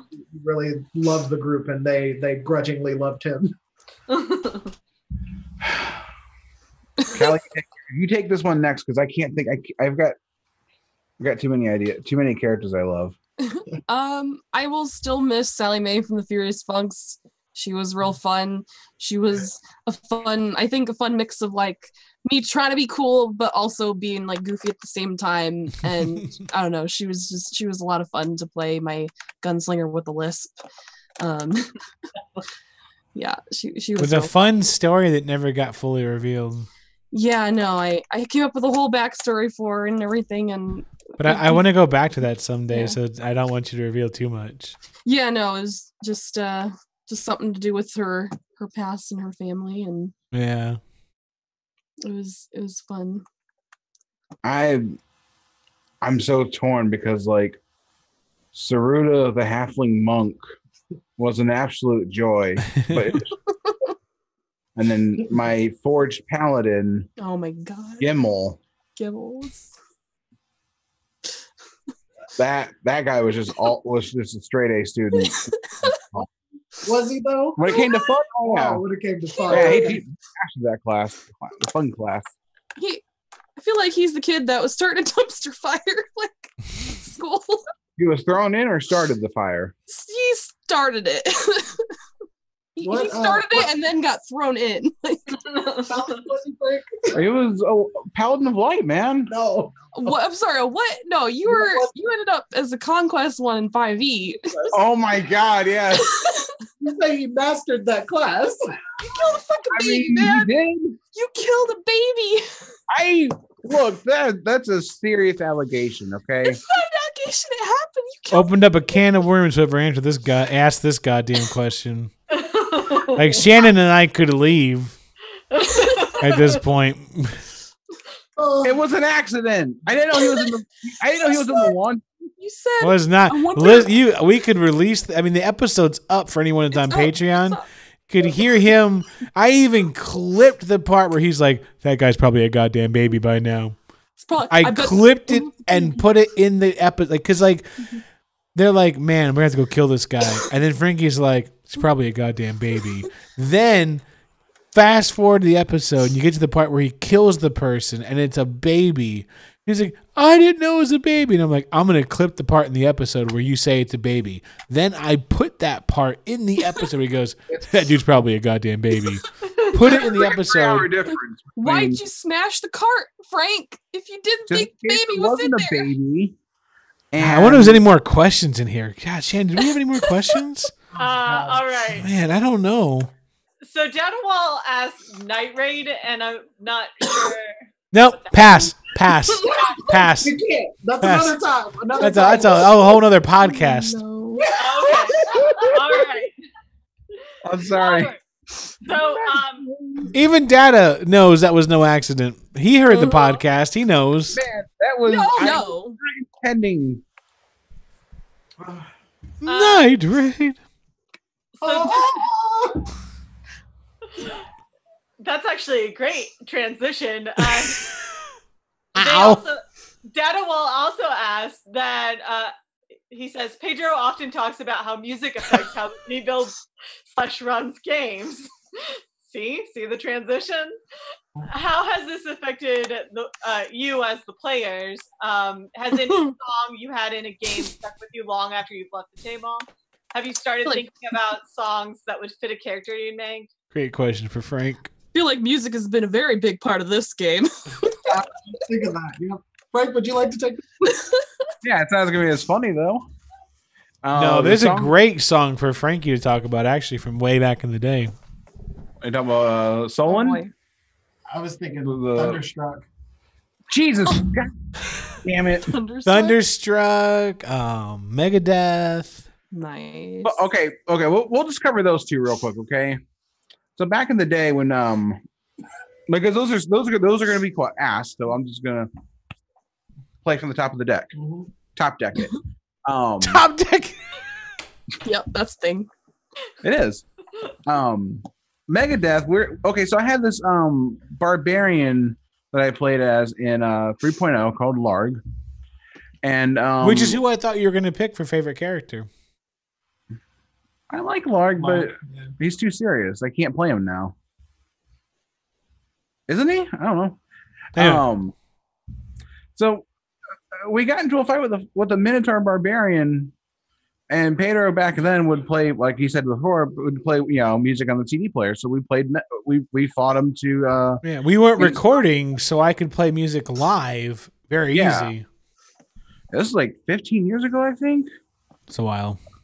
Yeah, and I got crit for at the time the most damage that had ever been done in a game. It was like 84 points of damage, and it was a ×4 crit because it was Scythe, and 3.0 used to have multipliers on that. I got cut into 4 pieces to Insomnia by Megadeth. Wow. Thunderstruck, however, was Don't you dare blame us either. It was the tail end of the Night Raid story, so we'll tell the Night Raid story later.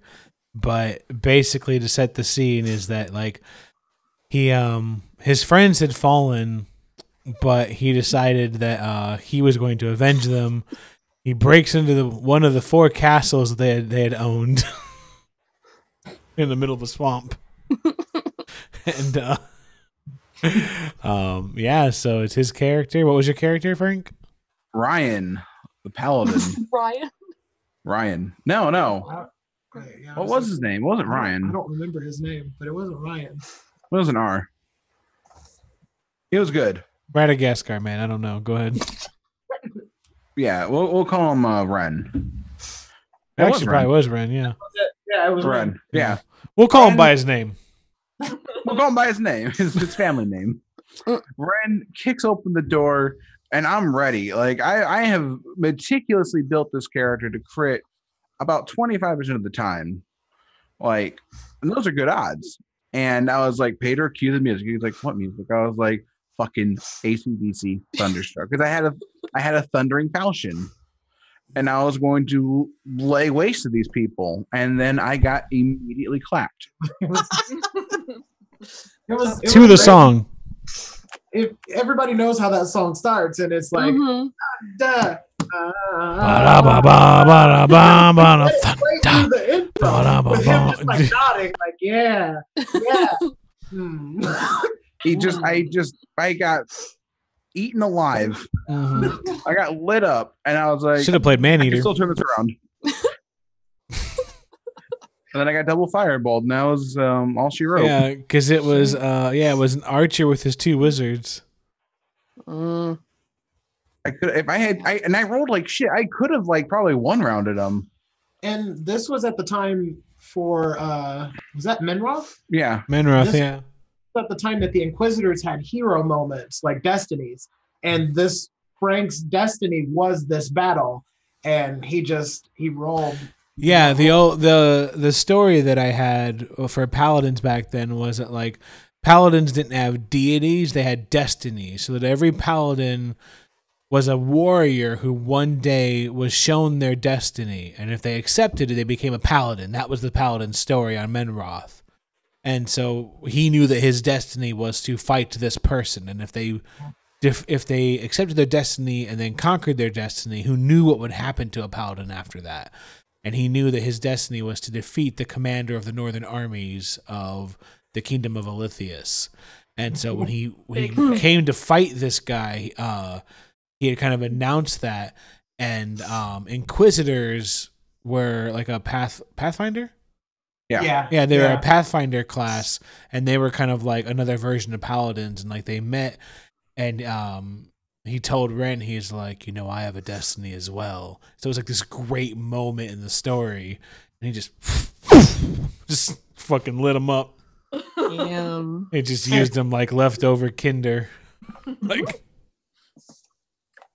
It was bad. kindling. Sorry, it was bad news. Just bad news bears. Like the music's playing, the group.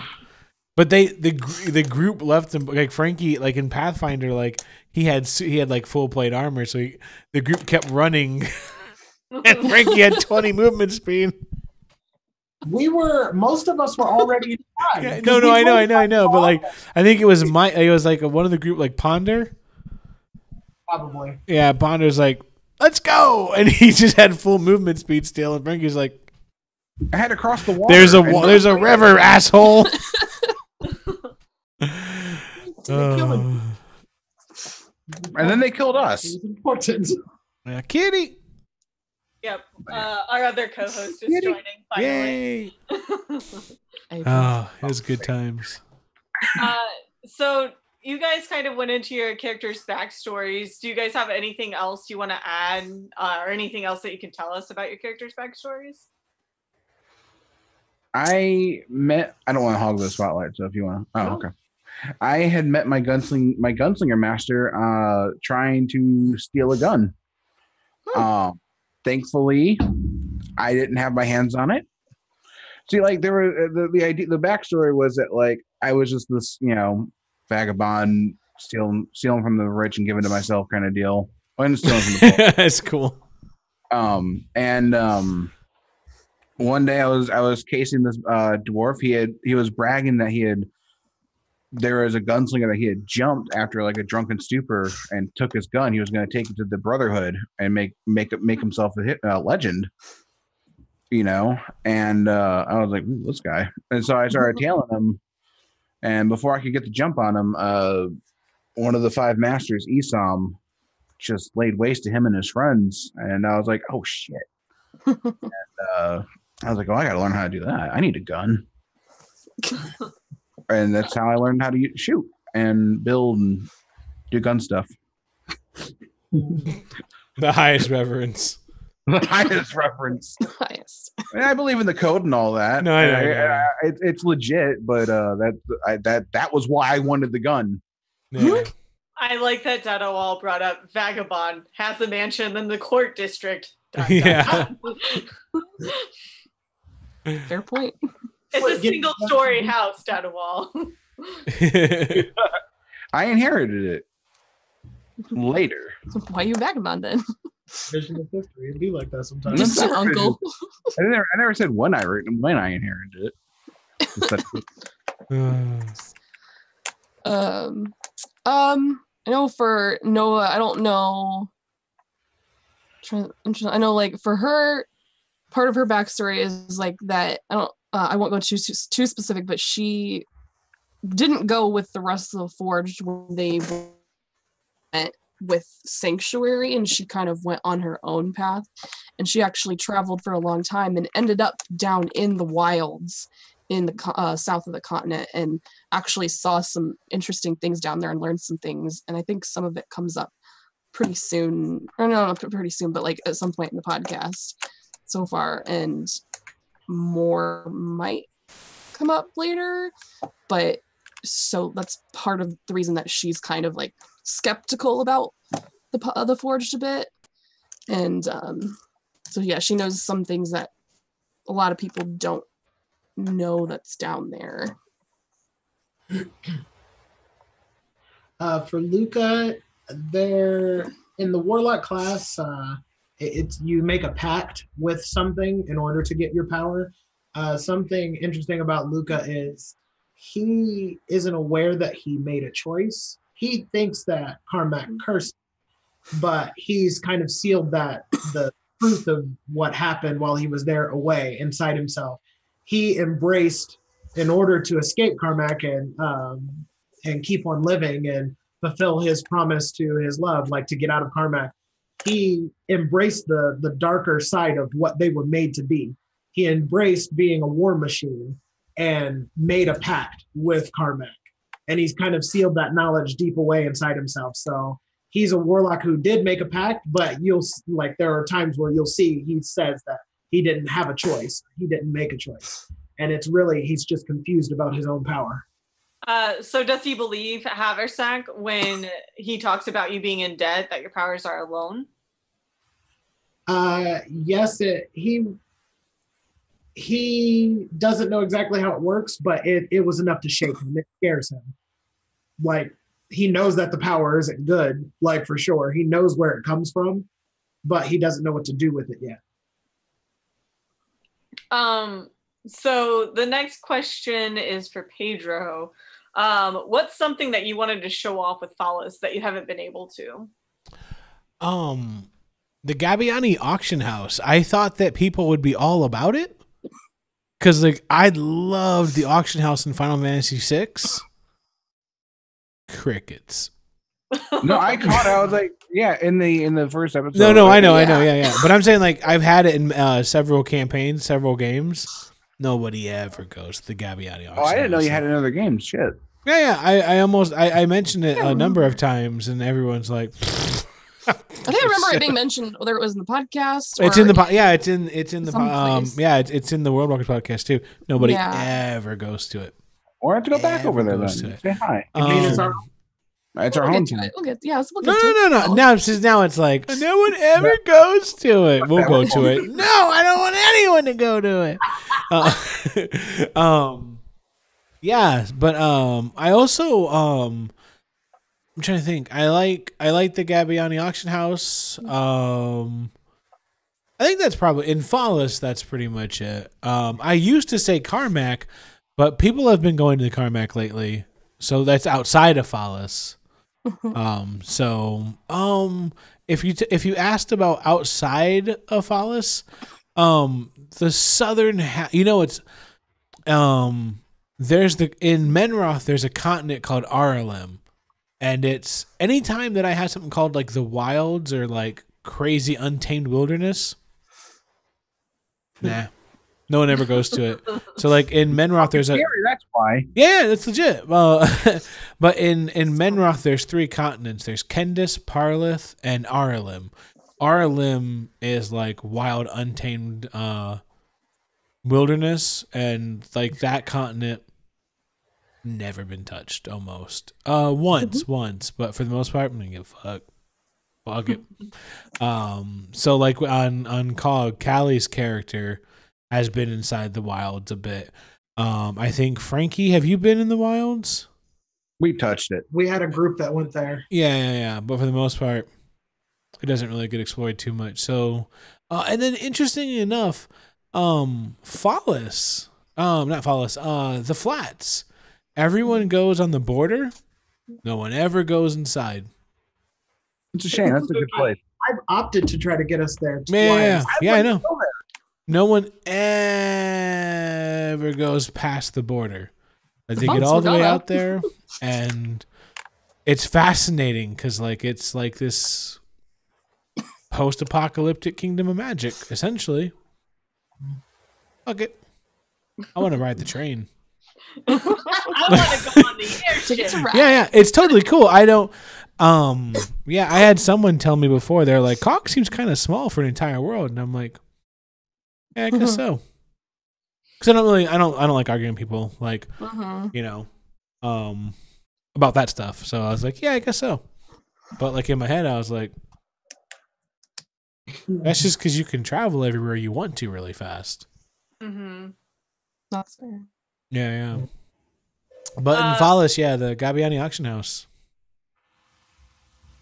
I'm saying, man, we gotta go pull some capers. I'm not letting you drag Luca down. That's the other thing too. I feel bad because like a lot of my stories are like help people and save people based, but they're not like paper get some money based.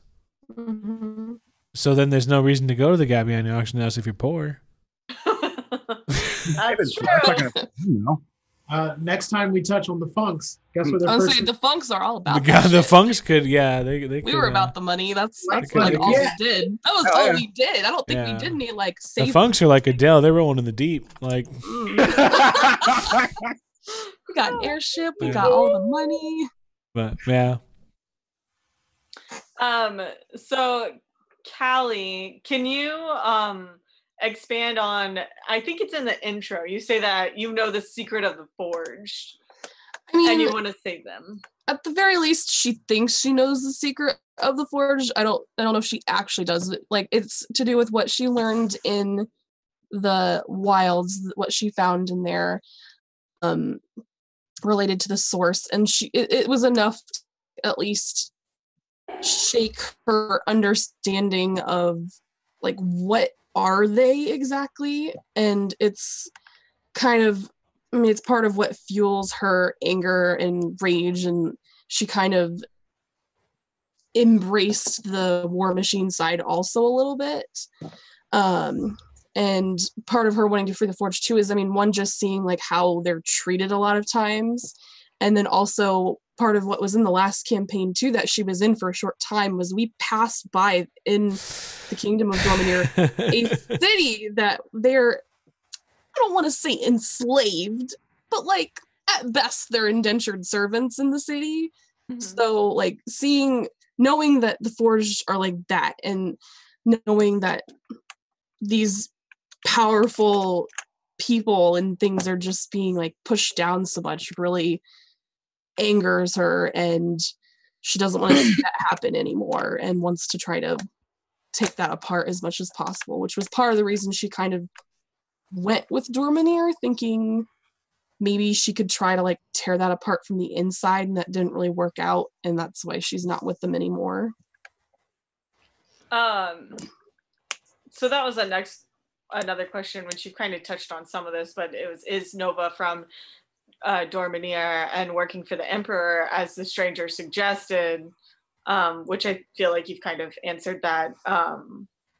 Yeah, not anymore. She was, and then she kind of broke free of that and seemingly is on the run, maybe? Like, is what it kind of seems like they're probably looking for her, so we'll see if that comes up again.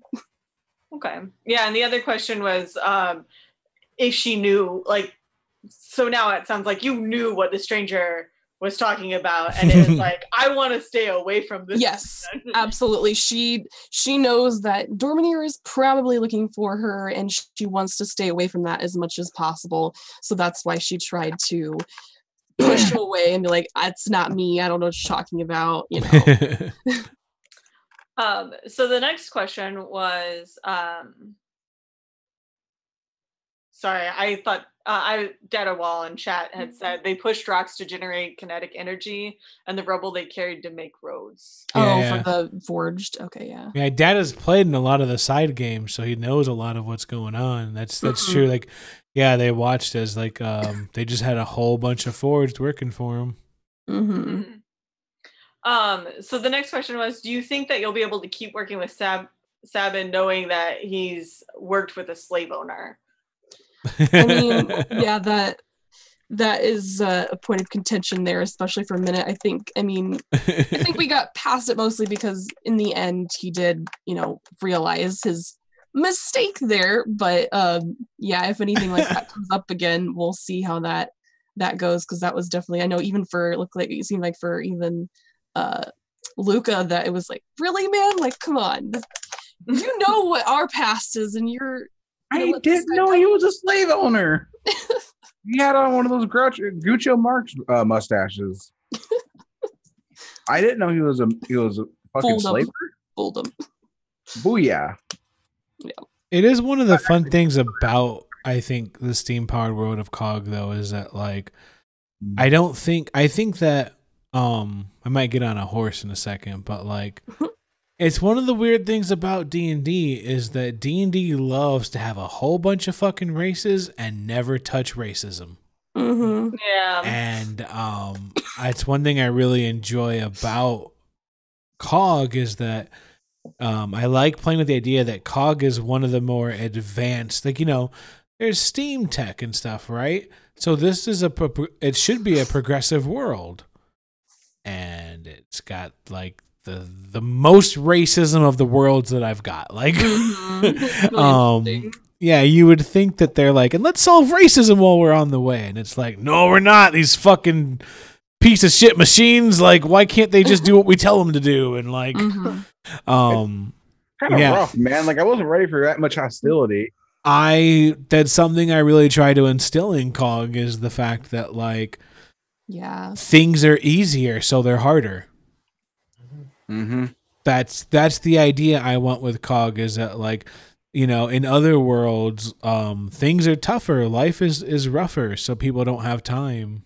Yeah. To be racist in a certain sense, or like, it comes up in a recent episode of World Walkers where like, I think in the library episode, which is that spoilers for Shannon? We're in the Tower of Ozen. Yeah.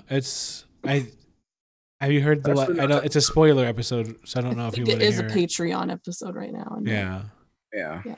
It's a very slight spoiler, so I won't say it if you don't want to hear. I'll just take my headphones off. Can't hear you now.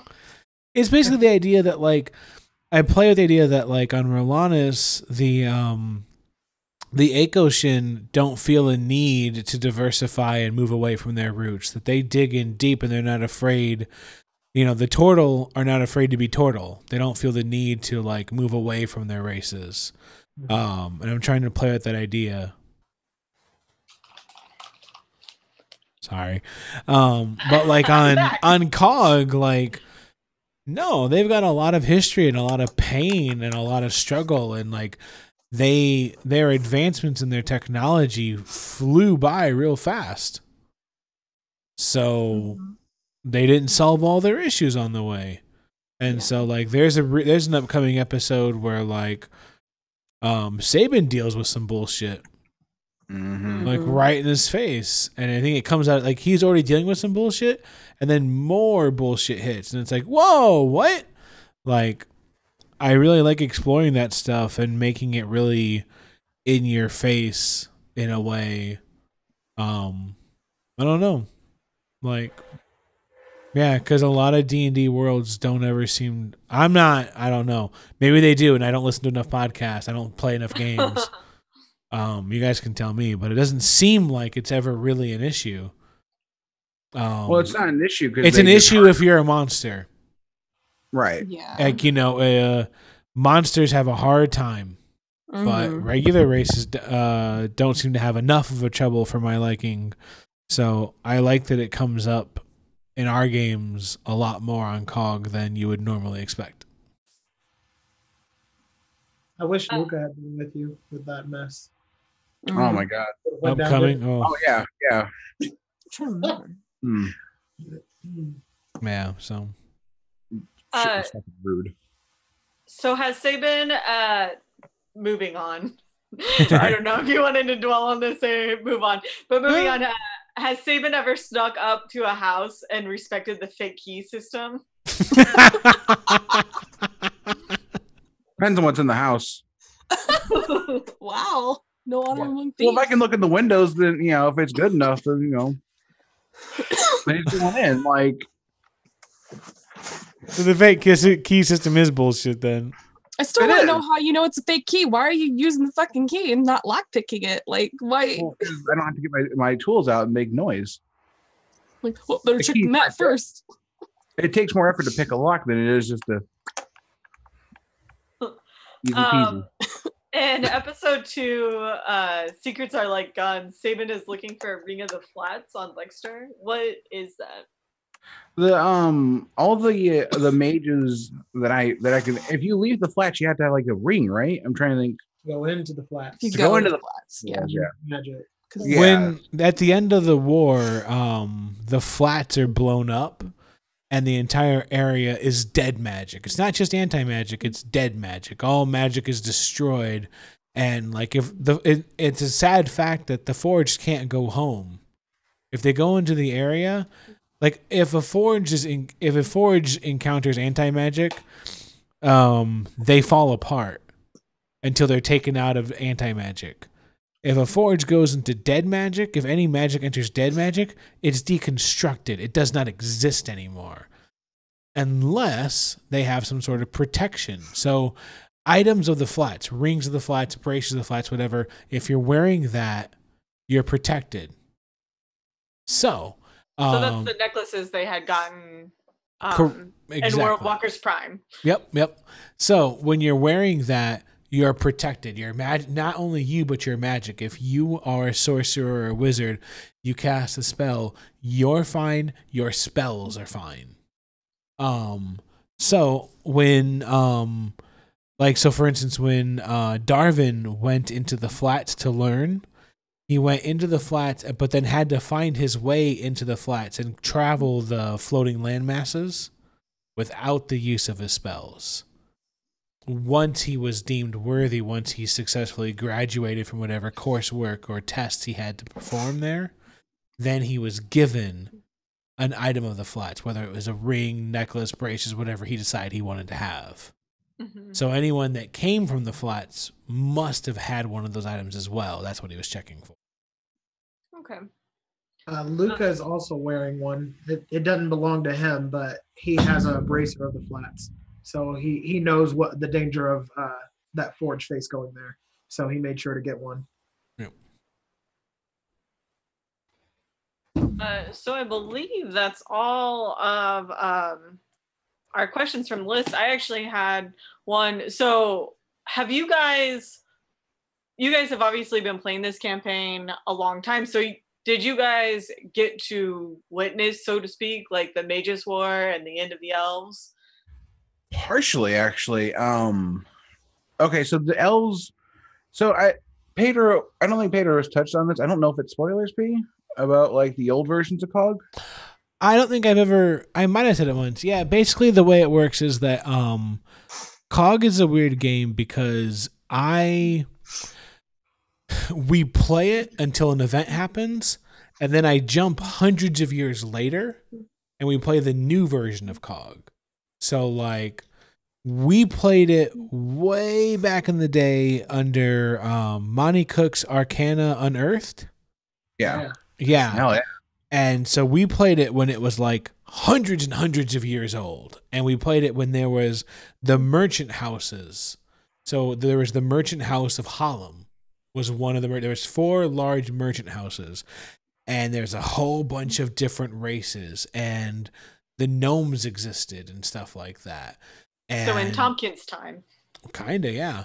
And so the whole idea was that, for instance, the formula for gunpowder,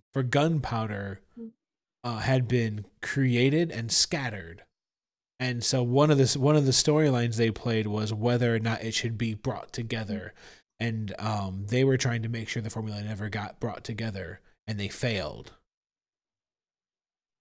So that's why there's Yeah. gunslingers now. Right. So then we played it, and then we jumped hundreds of years later. So like every time a major event happens, we jump hundreds of years later, and then we play another version of it, and then we jump hundreds of years later. The problem is I really like this version of Call. Mm-hmm. Yeah. So Mhm. we actually haven't jumped from this So you'll timeline. just keep playing. I don't know. Yeah, maybe something will happen and we'll jump again. But so far, I really like this version. So we've been staying in this timeline for a while now. And The we just real quick, Yeah. we've had big things happen on COG too. Like the Funks had a few big revelations about Yeah. COG, Mhm. and even with our current group, you'll see some good stuff. You know, Yeah, yeah. Mhm. Yeah, they're in the that's why I keep telling everyone, like, if you are on the fence about the podcast, hopefully everyone likes it. But I'll say this: if you're on the fence about the podcast for whatever reason, but you like COG, if you like certain things, I don't want to say anything, stick with it, because like it's a fun story for now, and then there's a big revelation, and then it takes off. Like, Mhm. yeah, it's fun and games for now, and then there's a big moment and a revelation, and then I'm super excited to roll into the next thing. Especially if you've listened to World Walkers and you're like, man, I really wish they would dig deeper into COG and the stories there. We do. I'm actually really looking forward to this because with World Walkers, the players are kind of learning the worlds as the audience is, and now we'll kind of get an insight to people who already know the world. So like Mhm. I liked in the first episode where you said something about or Haversack said he wanted to kill his master, and everybody knew, okay, that's going to be a bugbear. Yeah, Because yeah. they're Or how- familiar with the world. And there's been a few other things already like Yeah. that where it's like, okay, this is cool. These guys know the world. Mhm. Well, and there's also the benefit that like the fun of World Walkers is that they're kind of meta, and they're kind of, if I dare say, they're kind of Deadpool in that like a story comes and they're like, they may want to do it, but they may also be like, what is this? Is this like pop culture reference? My God. And like with Rolanus, for instance, they don't like Rolanus for the most part. So it can be really funny to watch them try to break through it and get through it as fast as possible, dodge stuff and things like that, unless you like Rolanus. Like, if you want to see more Rolanus, this could be a really big bummer for you. You know? Mhm. Like for instance, in one of the story arcs, like there's a whole big thing about learning the Guardian of Rolanus and what is his deal, and they could give a shit less. They don't want to be there. They're learning about the Akoshin and the races of Rolanus and how all that. I don't give a fuck. They would just get through it as fast as possible. There's again the festival with the Guardian. How do we get around this? Like Rolanus almost has to break its own narrative to try to get them there. Like the village is gone, and I do a Chrono Trigger reference where like they eat but they're still hungry. Like to try to get them, because like Rolanus is trying to get them into the story because it knows that they're going to need story points for what's coming at the end of Rolanus, because it's It a is- story-based world. If you like Rolanus, you may become very frustrated listening to them. So you were going to say something, sorry. Oh, I was just going to say, it is very interesting because it seems like the different characters, like Jane's number one concern is getting things done as quickly as possible. Whereas I feel like others, like, I feel like, especially like Enzo and Olivia, I feel like they would have like really explored Rolanus and like Yeah.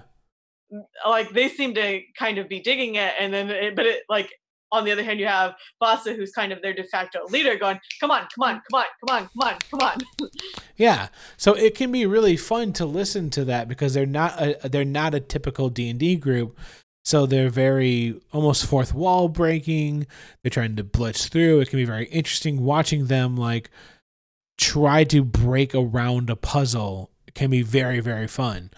But if you want to see more of a world, I've heard people go like, I kind of like when we left COG, I wasn't ready for people to write in and go, but I want more COG. Mm-hmm. I love COG. I don't want to leave COG.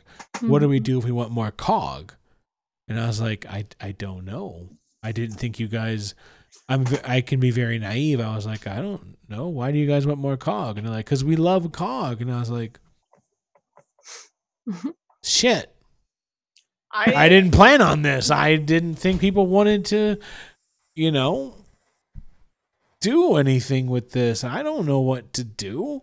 So like now with World Walkers COG, like you said, like now this is a group that like is going to want to dig in on these things, and they do know about the world and they're familiar with it, and it's a different kind of podcast than World Walkers because like you can fall in love with the world and you don't have to worry about anyone leaving it. I mean, the characters might leave it, but the players aren't. Mm-hmm. Yeah. So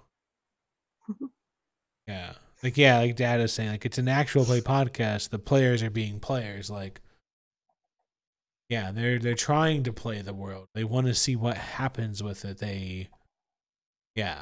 Like there's no fear of losing the story and stuff like that. Like, the World Walkers are trying to blitz through it. They want to get around the story. And almost like the World Walkers COG group, which you guys need a name. It's really hard. I have to keep writing the group. I don't know what to call you. Yeah, when you were the Funks, it was really easy to talk about. How are we gonna top that? How are we gonna top it?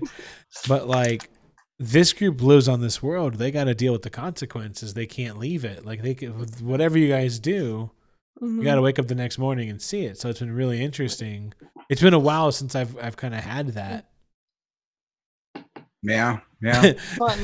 It's fun. I like it. Yeah. Now I'm stuck on a team name. I know, I'm gonna message you guys a few ideas. Yeah, let's do that. Yeah. Let's call some cool ones. We're actually, I thought we'd do this until 10. It's a little after 10. So if you have any questions, throw them out. But Data says a bag and steel. Yeah. Do you have any last questions, Shannon? Or we went through my list. I know. Anything I had. I think just to mention, I don't know if you saw, I think there was a few extra ones on Discord that someone threw out. Oh yeah? Oh really? Yeah. Let me see if we can kind of blow through those real fast if we got any. And what's that, baby? I have noise canceling headphones. Hold on. Yeah. World Talk questions. They're in my coat somewhere. Sorry. I was like, can I have the keys? I'm like, sure, in theory. Might be in the living room. Reggie. All right, let me find out. That's a good question. That's a loaded question. I want to know the name of the person who asked that question. Okay, so I'm seeing Crumbs is saying apparently nothing by Whitesnake or Fleetwood Mac. Yeah, that's music. Sorry, there's some. That's from episode 5. Sorry, Shannon. I'll send you the episode after this actually, so you can hear the just goddamn terrible shit. Maybe I can get in the one. Do you think World Walkers COG will ever meet the core World Walkers crew like a Saturday morning cartoon crossover episode? It'd be really fun. I don't know. There's such a time disparity still. But maybe not as much as you would think. I don't know. Scheduling conflicts are pretty tough. It would be fun. I know that when Wesley first heard the Lost episode, he was like, "I want in with Reggie." He was like, Bobo and he was like, Brummelstone. "Bobo and Brummelstone, what do we gotta do to make this happen?" Bobo was I'm great. Yeah. Anytime. I'll Yeah. make time. Yeah, he was in right away. He was like Brummelstone and Bobo. So I don't know if the entire group would meet together, a massive giant grouping, but I can see some choice crossovers. So I guess I turn that to the you guys. Who do you guys want to see team up? Man. Yeah, so we got Brummelstone and Bobo. Frank, who's your dream team? You and Tompkins. someone else. You and Tompkins? Absolutely. Nice. Callie, you got a dream. Down up. I'm trying to think. Not like Callie maybe has a player, but who do you see with Nova? Yeah, and I mean, it would be interesting seeing like Nova and maybe like Roberto, just like That's again, what I was two thinking. completely different forge, just juxtaposed against. Just, what? Oh yeah, yeah. I Infinity think- War crossover finale event. I was thinking of Nova and Tin, and I feel like there'd just be so much like That would be interesting. Yeah. butting heads. Well, it'd Yeah, be funny they're- because Tin likes to try to go like chest to chest whenever she meets someone tough. Yeah. So that'd be really funny. Mhm. Yeah, Could because be like when that, she like- met the custodian, as they called him, like she was trying to go like. She's trying to like go chest to chest and go, whoa, of course, poppycock. Because I feel like Nova would just be like, "What are you doing?" See, like one of those episodes of an anime when the menly men first meet each Yeah. other. Like, Yeah. and there's like, Like this Full Metal. display, this showdown of like muscles and stuff. Like, they both realize they are equally, manly. I do have, even though I want Brummelstone and Bobo, Gwyneth would like to personally meet all of the other crew. If you could. Oh yeah. Gwyneth was a character from the Refugees of Rolanus, and it was a frog Ekoshin from Rolanus, so like a frog monk that started playing every other class in the game eventually. Only two more. I know. He is a mix. He's a worshiper of Nox. So he made a pact with Nox as a warlock, and he's a cleric too. Yeah, Nox is on Rolanus. That's what they call Patch. Oh, nice. Yeah. On Rolanus, they think that Patch is a god. They consider Patch a god. Mhm. Yeah. That kind of makes sense with like what's been laid out about Rolanus. Yep. All right, I think that's like all the. Unless I didn't see any more questions in there. Pedro, What? when will your Hunter the Reckoning timeline cross over with your D&D timeline? Never. Never. No, because You're terrible. it ended with Frankie fucking up and What? No. Oh shit. Oh Is fuck. this the one story you guys told me? No, different Yeah. Hunter game. But we did run you over. Bastard. Is this whenever the one we about play him Hunter, burning in a house? whenever we play Hunter, we play ourselves, and so it usually gets like real intense, real bad, real quick. And so yeah, there's one game where they ran over Reggie and they buried him in the woods. And we had one player who quit. He was like, "It's getting too intense, man. I freak out. I have bad dreams about it. I'm Oh, yeah. constantly." When I had to drop That out. one friend, yeah. Yeah. He was like, I can't fucking deal with it, man. And then another game, Frankie was in charge of not killing the group, and he was like, I had like a Don't 2-year kill the whole group. campaign. We'll tell that story next time. But unless you guys got anything else, I think I'm good. Shannon, you feel good? I'm good. I feel good. Feel real Feel good. great. Thanks everyone for coming out, hanging out with us, and helping us celebrate. the first time for World Walkers COG. Thanks for the crew for coming out. Thanks for Nathan for staying out. I know it was really hard. And oh shit, no, he had to go. He had to go. It's family stuff.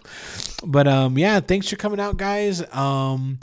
And yeah, we now have a World Talkers question section, a Q&A section on Discord. So start leaving your questions there. We'll pile them up and we'll collect them. That was super helpful for getting everything organized for today's episode. So yeah, hit us up. I think you guys are all following us everywhere, but you can follow me on to hit up on Twitter, World Walkers Pod. You should definitely be following Shannon at Let's Shenanigan. Yep. I know, isn't it? That's why I said it, because I knew Reggie would love it. Yep. Let's Shenanigan on Twitter, Gamers Table on Twitter. Yeah. And then check out their podcast, iTunes, anywhere fine podcasts are distributed. Besides, we're not on Spotify. Oh, it's super easy. I'll send you the link. Sorry. Data Wall was asking about my Twitter name. So it's Shannon, like my name. My Twitter name is Let's LETS and then SHANNONIGAN, which I'm putting in the chat too. Cool. Yeah, super easy. Yeah, if you don't know how to get on Spotify, I'll send you the link. Okay. It's just I'll like forward it to Eric. He takes care of that stuff. You just submit, you give them the information, and then it takes a couple hours, and then you're up. Much faster than Apple. Yeah, right? It's insane. It's insane. But yeah, so should be definitely checking out the Gamers Table podcast. Do you guys have anything you want to plug? World Walkers. Frankie wants you to follow World Walkers, not World Walkers COG. I'm gonna make a Twitter for Bobo. What? Oh my god, Just for that Bobo? sounds amazing. Bobo's thoughts. Oh wait, well I guess since we're Luca now, should it be Luca? It should be Reggie. Should be Reggie? Okay. Yeah. I'm going to. I've tried multiple times. I'll and help you. Twitter I'll help you. Me and every you, time. man. You and me. Okay. I mean, yeah. Because yeah. Because I have found that, I don't know if Shannon has the same experience, but like you always think you should do like something clever, and then you find that you really should have just done your own. Mm-hmm. Like you're like, I should make a Twitter account for this, and like you just like, I should have just made my own. That's fair, yeah. I can make my own, and then I can always have like comments and stuff from them. Like, Yeah. There Well, you like go. I actually have a Twitter account for every single character from my old comic strip, Oh wow. and every now and then they talk to each other.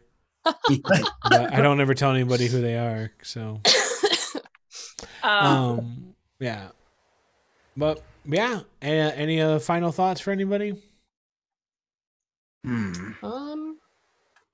Yeah. I just want to say thanks for trying out the new podcast. I know that like everybody already listens to World Walkers, all of you guys do, so it's really means a lot to me that you guys tried out another podcast. I hope you guys like it and continue listening to it. And there's some really cool stuff coming down the pipeline. So, thanks again, and we will see you later. Thanks. Later. bye. Have a good one. Bye. All right, bye.